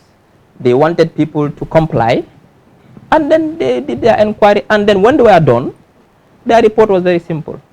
Nobody is accusing Ms. Frida that she actually did it, no. But what they are saying is that because of X, Y, Z, one of them is failure to comply with the inquiry, failure to result, they are suspending her, and she has the right to appeal. Why are you suspending her? Because no, I did not suspend. I'm saying the party. The party she's did accused. that. She's accused. Yes. She's accused then. No, the party is saying, based on the release, there are reasons to believe that she was the one who was behind but it. That's an accusation. There's no difference between that and accused. I mean, CA executive had a committee who worked on inquiry, and that was their But doctor, Nene has been removed from the executive, right? And you still suspended. She was removed from that group, was she not? Yeah, of course, if you're not executive member anymore. So why do we still continue having leaks from that executive? Well, I saw somebody said, is doctor himself the leak? Now, because at some corners, so it might not be Nene then. It might not have been Nene. It might have not been Nene, because even from the leaks that were coming out from the executive, in fact, some of your executive members were saying, if well, you guys know we should speed up this. You want me to read to speed up this because we did not have strong we didn't have strong proofs against her. Nene was not suspended because they believed she failed to comply. And you said there are also other issues as well that came into the inquiry. One of the interviews she did with for the By People show. So there are lots of issues. Don't just center it on that. There are at least 3 or 4. No, but that was the statement. You did not say that. No, I was there. The statement did not say all of those. No, there were about 2 or 3 infringements. I can share the full report. I have the report. We are relying on the statement that came from the party. Yes. Now the statement did not list all of that. Now that Nene was suspended because she was more like the snitch. Now another leak has been happening. Yes. Are you doing an inquiry to see who's doing that and maybe send that person out as well? That is internal. We'll deal with that. No, I will not reveal the steps we are taking to deal with that. The same man. Which man? Rafi. This leak that came out again. Rafi is the leak. I called him. That here, Rafi is the leak. He said I called him. He insulted. But I will see him. I promise that when I see him, whatever. Why did you say that? No, I saw it. I mean, it's all here. It's here. That is one. Yes. I want to say that it seems like CA as a party needs to do something about Rafi. As an executive member, you threaten somebody because he's threatening the guy. That was the message that we saw. Yeah. Again, he was out after that describing Kerr Fatou as UDP. He was out again to say the UDP is a tribalist party. And I will work to make sure that the UDP don't win election in this country, especially under that old man. That's Hussein. He said that? Yes, the screenshots are there. This is a man, if you are not careful as a party, because this is unwarranted. You cannot be going as an executive member making such statements. It brings disrepute to the political party. And you cannot say these are personal opinions that he has the right to express his views. You see, when you hold certain positions, you and I know that, when you hold certain positions, that personal, whatever freedom and, latitude cease at some point. Because whatever statement you are uttering will have consequences. So you have to be careful, especially in the political context that we are in. I think I gave this advice. I totally agree with you. Yeah, the issue is, thank you for the feedback. That's one. Secondly, Rafi is one of the nicest guys you can meet if you know at a personal level. But like I said, he'll make mistakes. He's new into politics. He'll learn. He'll listen to this feedback. Wait. I speak with him. No, what I'm saying is that we'll speak with him. We'll deal with him. Thank you for the feedback. Obviously he'll learn. I mean, we'll move on. He'll become a better person. He'll become a better communicator. Finally, would you say... Is it finally? Is it finally? From your end? Yeah. Because we are yet to be done. Would you say CA is right now facing serious issues when it comes to internal, issues? We have seen leaks even when the spokesperson is out. There are leaks from your group still now, and with all of these things happening, the resignation of the national president. These are challenges. These are challenges. Challenging times. And what are you doing as the leader of the party to restore back the confidence that the Gambian people had in CA? We are working on that. Recently, we are working on a draft strategic document for CA for 2020, 26, 31, 36 election cycles.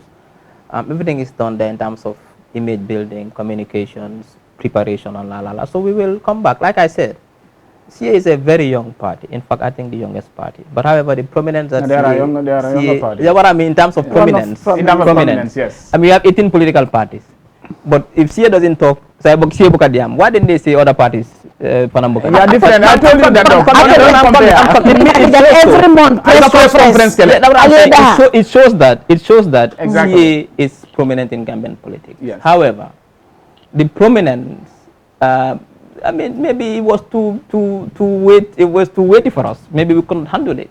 We couldn't keep the momentum. But like I said, some children are born, and before they are 2-3 years, they have a sickness that can nearly kill them. I don't know, but they survive. We'll be resistant. I mean, we are facing challenges. Are you in political hibernation? No, we are not in political hibernation. We are facing challenges. It's difficult to do politics in Africa, especially Gambia. We are facing challenges, serious challenges for that matter. We are working on it, and we are aware. We are learning on a daily basis. We are listening to advice. We'll make sure that we build the party, bring it on track, and make sure that we become what do you say to people who said that with all the things that happen, I mean, now that the party came out with a press release to say that that was misjudgment. I mean, somebody who has been teaching political science, talking to people about, leadership, when your position, I can still remember this word of yours very well. When your position is not tenable, you resign. You will give examples of the UK, Scotland, and other countries in the West, where when a leader has done something that contradicts what a party believes in or a country, you resign. We have seen Boris Johnson resign. We have seen Theresa May. I still hold on to that. Exactly. Yes. Your party itself came out and said that was a misjudgment. Yes. What do you say to people who said that Ismaila should come out and resign? Well, what happens within the party, I cannot say everything. Certainly. But what's in my mind, you wouldn't know. Until the time comes. If the party was in a particular position, and I know my resignation will not really lead to its destruction, I would have resigned. You're insinuating that when you resign, no, what I'm saying is that we have 6 months to Congress. The party right now is facing serious challenges. It is unstable. I wouldn't resign at this time. But believe me, if circumstances were normal, I would have resigned. Somebody told me Doctor will not be leader of CA in January. It's possible. I might not even be interested. Is it because Doctor is going to be a minister?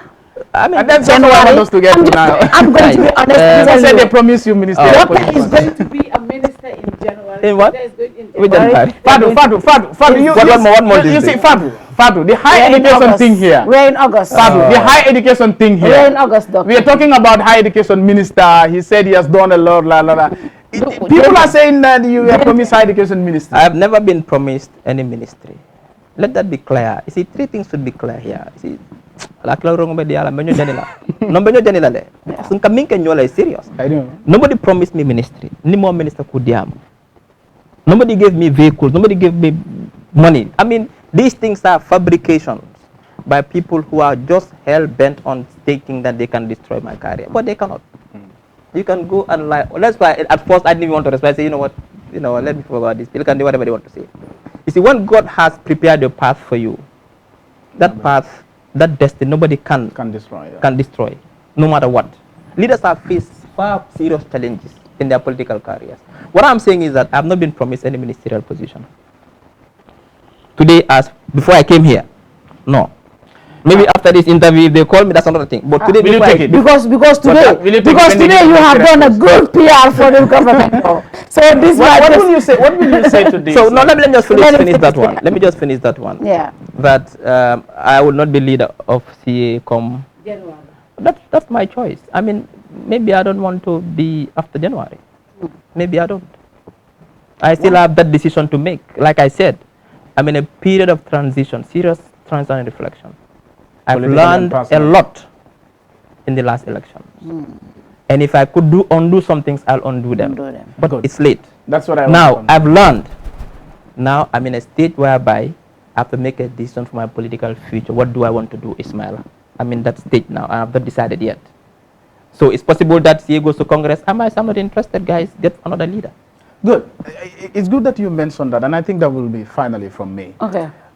With regards to, you said, if there are things that if you can undo, you will.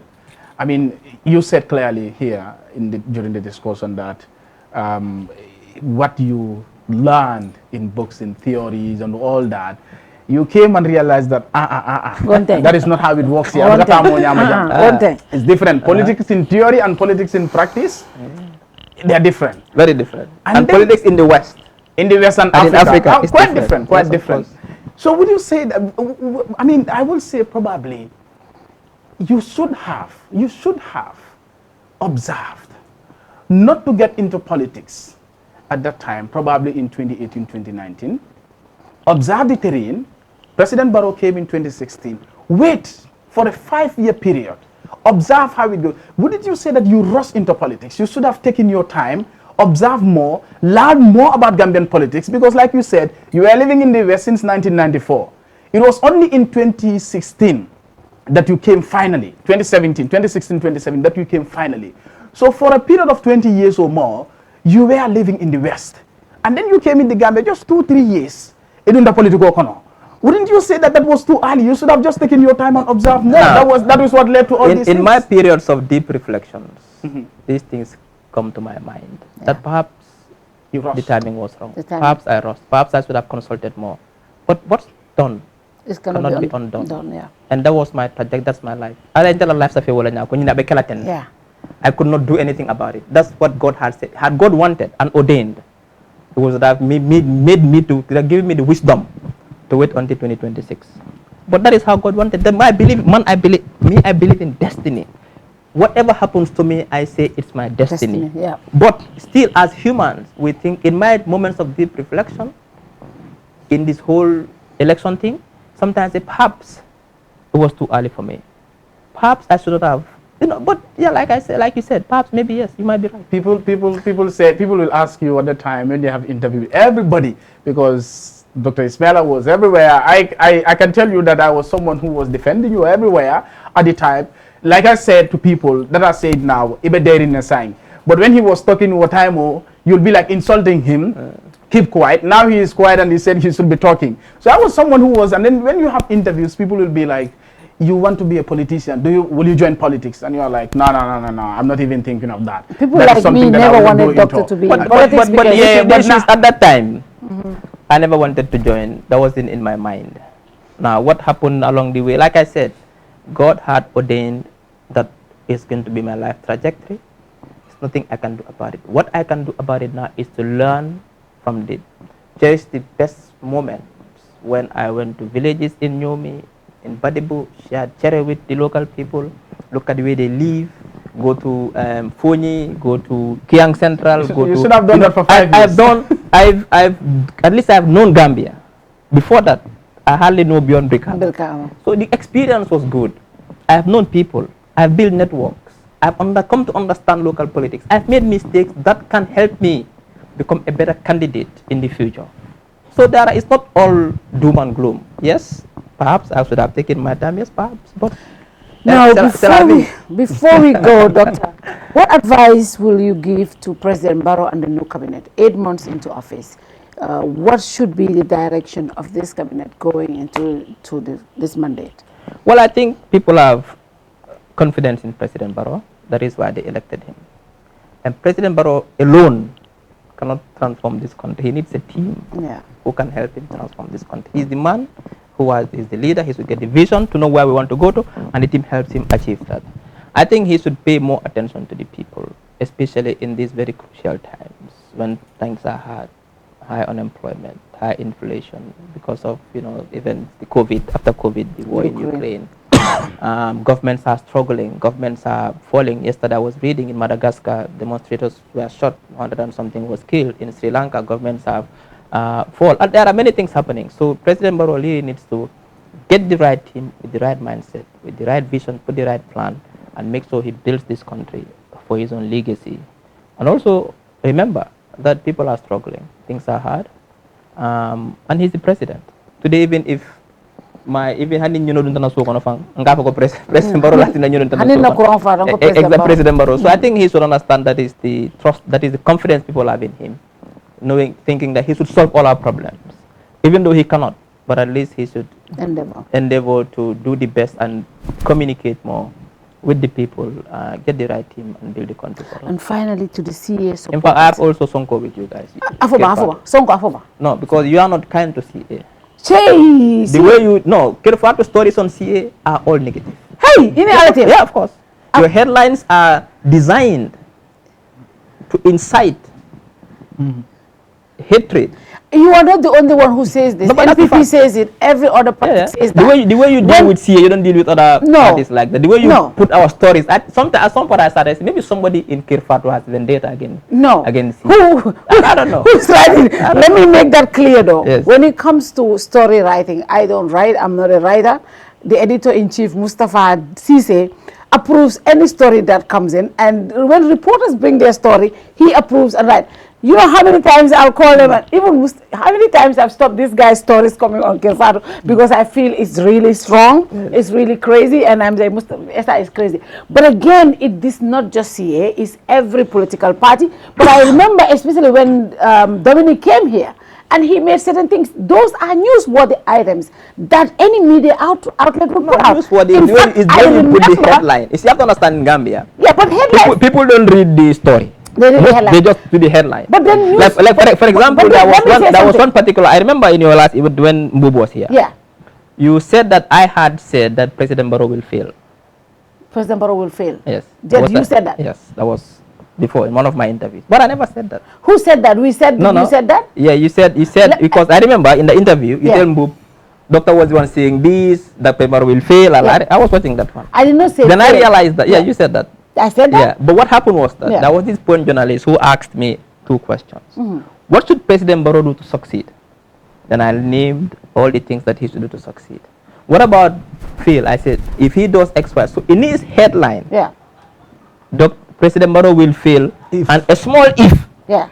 And then Dr. C. So when people see the headline, they don't see the if, and they say, President Barrow. That is what I do remember though, I never said you will fail. But one thing I can tell you, in newsroom, in news business, you make sure your story, your headline is catchy so people can read. Yes. So those things are normal. In a professional manner. In a very professional manner. Exactly. Fatou newses are very professional. It has and our headlines have always been professional. When you said in that Zoom meeting that what you did, if you have the opportunity, you will do it. You do it again. Will you do it again? Doctor, let me say something. You are very, Doctor, you are one person who gives catchy headlines. When you speak like that, we put it out like that. That's what we do. We take that phrase and put it out, and that's what we do. Okay. That doesn't mean we are negative against. No, that's what I thought. I have to tell you what I feel. You told me what you feel about Rafi's comments, and I'm telling you what I feel. We have never, and we will never be. You know. Sometimes I think that you know, Rafi said you are pro UDP. I'm saying you are anti-CA. No, we are not anti-CA. Trust me. I have very good friends. Keba is my good friend. All right, okay. And Rafi is your good friend as well. Rafi was my very good friend. Still is your good friend. No, until he started attacking me. No, don't worry. You remember now, Rafi is the one. Our logos and everything. This media house was done at Rafi's office. So we have. I'll organize it. So he started being my opposition, and I take it gladly. But yes, he was my brother. But the rest assured, Kerr Fatou is not anti-CA. Right, that's fine. We are not anti any political party. We are doing our quota, and you know, when we put news out, we make sure. I'm sure when you live here, we're going to have 3 to 5 stories from this interview. That's what we do. That's where we make our livings, and we do that. So I'm sure there will be headlines you will think are negative, but that is not our making. It's what Dr. Ceesay says, and we put it out. Accept. Yeah. Finally, to the CA supporters and every government that's watching. CA supporters that they had entrusted us to lead the party. And I think we've done that to the best of our ability. We've sacrificed a lot for this party. We've sacrificed a lot for this country. But let them not expect that we'll do everything right. Yeah. We'll do some things wrong. We'll have missteps. We'll get some things right. Yeah. I think what I want them is to give us their support and give us more feedback. That is why now Boop, the new spokesperson, is organizing periodic what they call virtual town halls, where CA members can come and give feedback about what they think the party is being on. To the Gambia and Gambians, this country will be very difficult to develop if we don't change our attitude and our mindsets and how we deal with each other. No matter what president you can bring, go and bring all the best presidents from, you know, Esanja's uncle passed away yesterday, Gorbachev. Yes. Go and bring all the presidents from the Soviet era and make them Gambian. We have a 12-man committee to be Gambia's president. Yeah. If we don't change our attitude and our mindset, this country can never develop. Let's stop destroying each other. Let's stop bringing each other to the gutters. For what? Yeah. For what? And life is too short today. Today you talk not about Dr. Ceesay, tomorrow Dr. Ceesay, General Sango to be Don't come to my Sango. So we need to respect each other. We need to push each other. We need to support each other and not to bring down each other. For what reasons? I don't even know.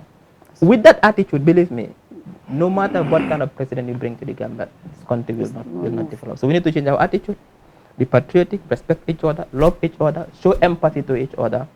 Just like we are the same. Gambia is a very small country. We are even lucky. The problems happening, SR knows, problems happening in countries in the Sahel because of their size, because of geography, because of history, colliding with nation-state building after the colonial period. Those countries now are threats to even the Gambia today. Things happening in Mali, in Chad, in Niger, in Burkina Faso, threaten to destabilize Gambia.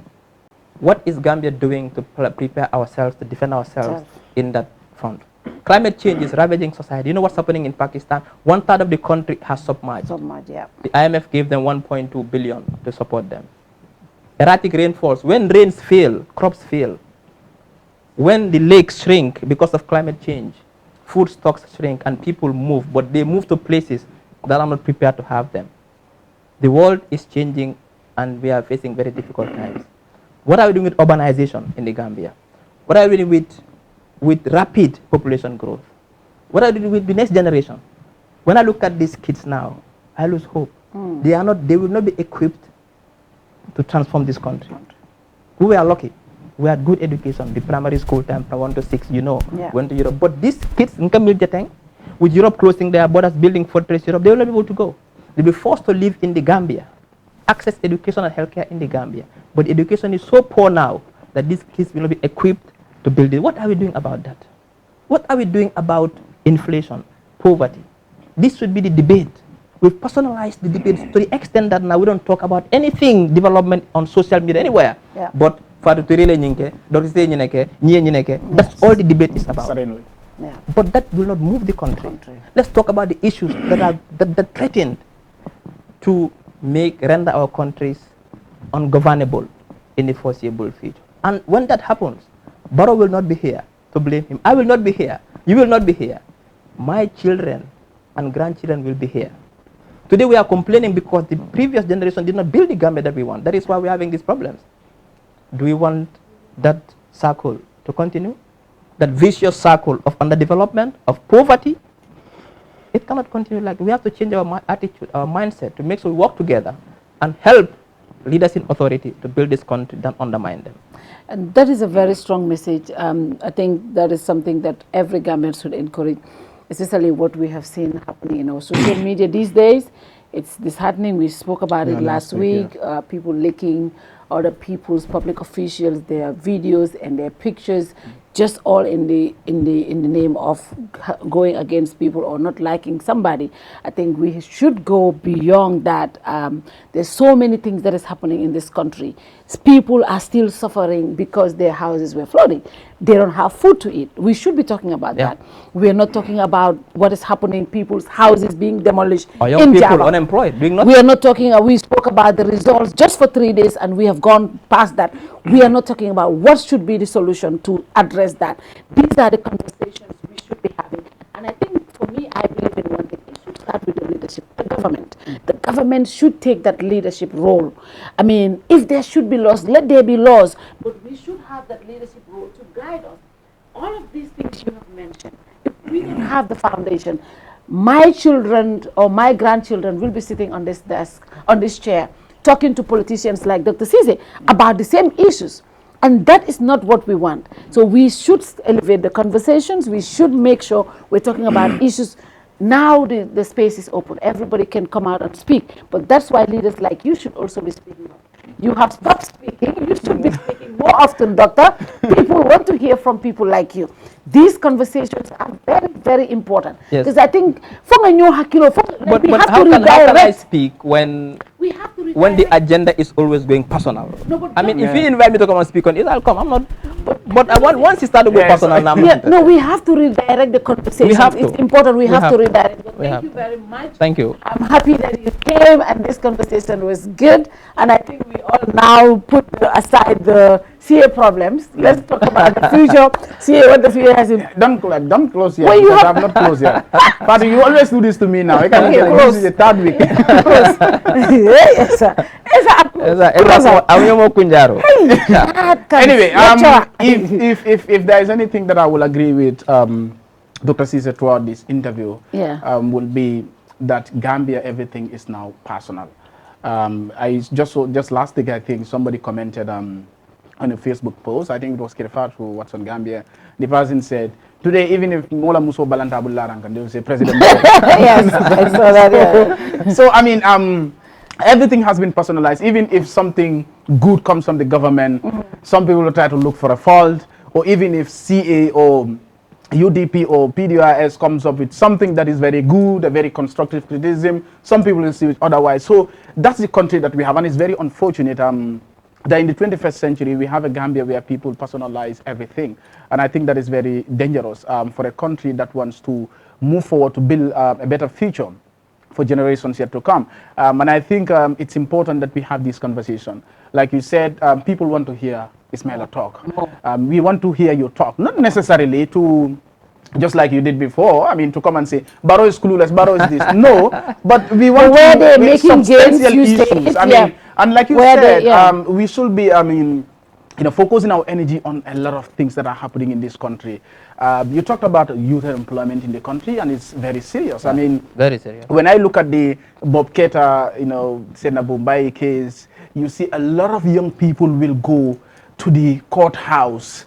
I mean, what are they doing on a Monday, on a Wednesday, on a Thursday? Don't they have job? The energy that a lot of us have put in that issue, if we have put the same energy into the Banjul project, the high cost of living, the terrible healthcare system that we have in the country, education and all that, I think the narratives could change a bit, because leaders will understand that, yes, we have citizens who really mean business.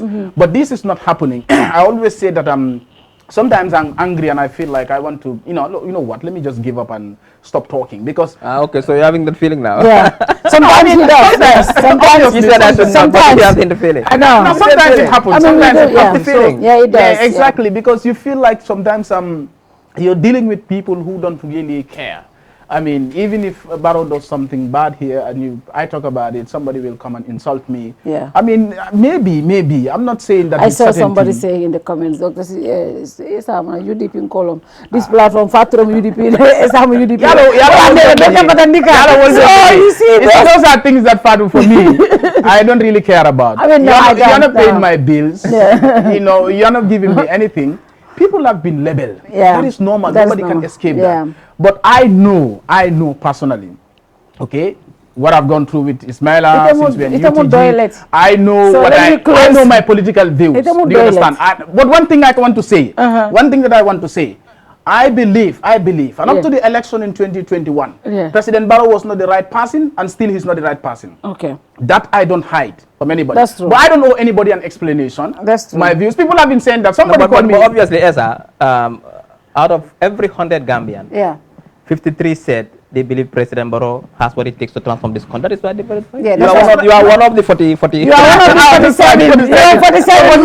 My views are my views. Yes. People have been labeled. Somebody even labeled me as UDP political science. Yes. So I don't have a problem here, but I think it's also important, that we have these conversations. At the end of the day, we might have our political differences. Like I said, we have this conversation here, very intense. I mean, but my professional relationship with Ismaila continues even from here. I mean, that's the Gambia that we want. We can disagree on issues. Let's disagree vehemently, in fact. But at the end of the day, we come back because we all want to see the betterment of this country. If this country is destroyed, whether it's Ismaila or myself, or his kids or my kids, we're all going to face the brunt of it.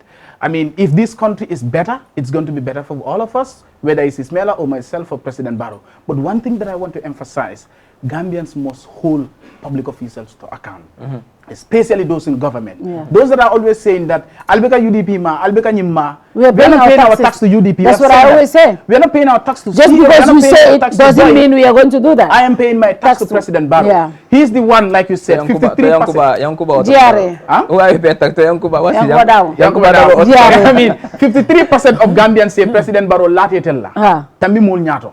So therefore, we will hold him to account, and we will not rest. Those who think that you're labeling or your insults or your whatever. President Barrow never complained. No, I'm not saying President Barrow. I'm saying those people that are there labeling or insulting and castigating. That will not stop us. Sometimes I will give up. But this conversation that we have here, we'll find energy and I am ready to speak more on issues that are destroying this country. Of course. And we'll make sure that we fight tooth and nail to make sure that we build a better Gambia for the future to come. Thank you so much, Esa. You didn't fail though, you know. You didn't fail. I sat down here and I'm like, okay, let me just keep quiet. I didn't need to bring my A game. You brought it and it was constructive, it was important, and it was very mature, and I love the conversation. When you have to lecturers, what more can you say? I'm a disciple anyway. they said where two rivers meet, the waters are never calm. Oh, okay. That's why I just sat here. But I'm a disciple anyway. But that was a very good and fruitful conversation, and we want to thank you one more time for coming, Esa. Thank you very much. If you're watching us, thank you for watching, and I want to thank Bais Far. Thank you, Bais. You're one of our favorite followers of Kerr Fatou. Thank you for sending us stars. CMO, I thought for stars send Kerr Fatou. Ndiata say. Okay, I'll do that. Thank you very much. And I don't know, I just want to say this just so finally. I don't know whether you could have at party level, we need that conversation between political parties in this country. There shouldn't be that enmity. Especially opposition. This is the only country where I see opposition fighting. Let Fatou take the lead. Do you understand? I lead us once every 2 weeks. Actually, get a topic and we can discuss. Yeah, actually, Doctor, I think Halifa Sallah nine tax wala nunjang purunga leaders will be. It's not a debate, but a conversation. To have a conversation, I think that I will want to. I would come. Great. I will engage other parties. That will be interesting. Thank you very much, Doctor. Thank you, Esa, to the technical team. Good night to you all. See you next week. Bye bye.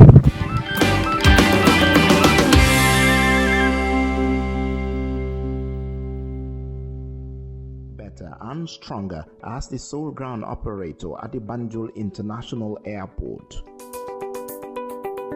With an expansion in travel services, customers are assured of GIA's capacity to cater for all their travel needs, provided by professional, experienced, and ever-smiling staff.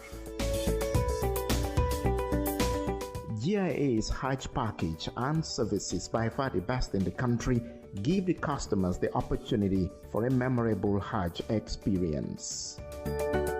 For a more efficient cargo services, GIA means business as it launches its new multi-million-dollar ultra-modern cargo complex to revitalize and stimulate air transport.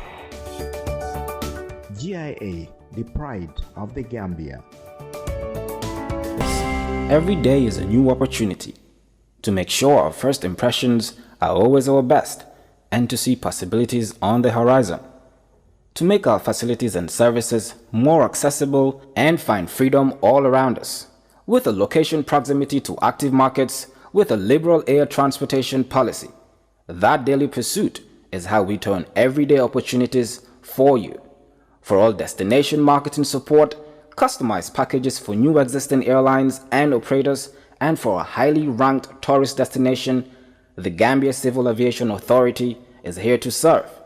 We regulate air transport, operate and manage BIA technical requirements merged with commercial considerations. We have experienced and well-trained aviation professionals to cater for your needs.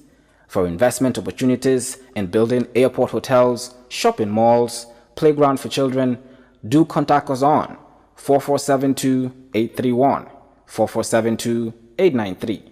Gambia Civil Aviation Authority. We go beyond daily.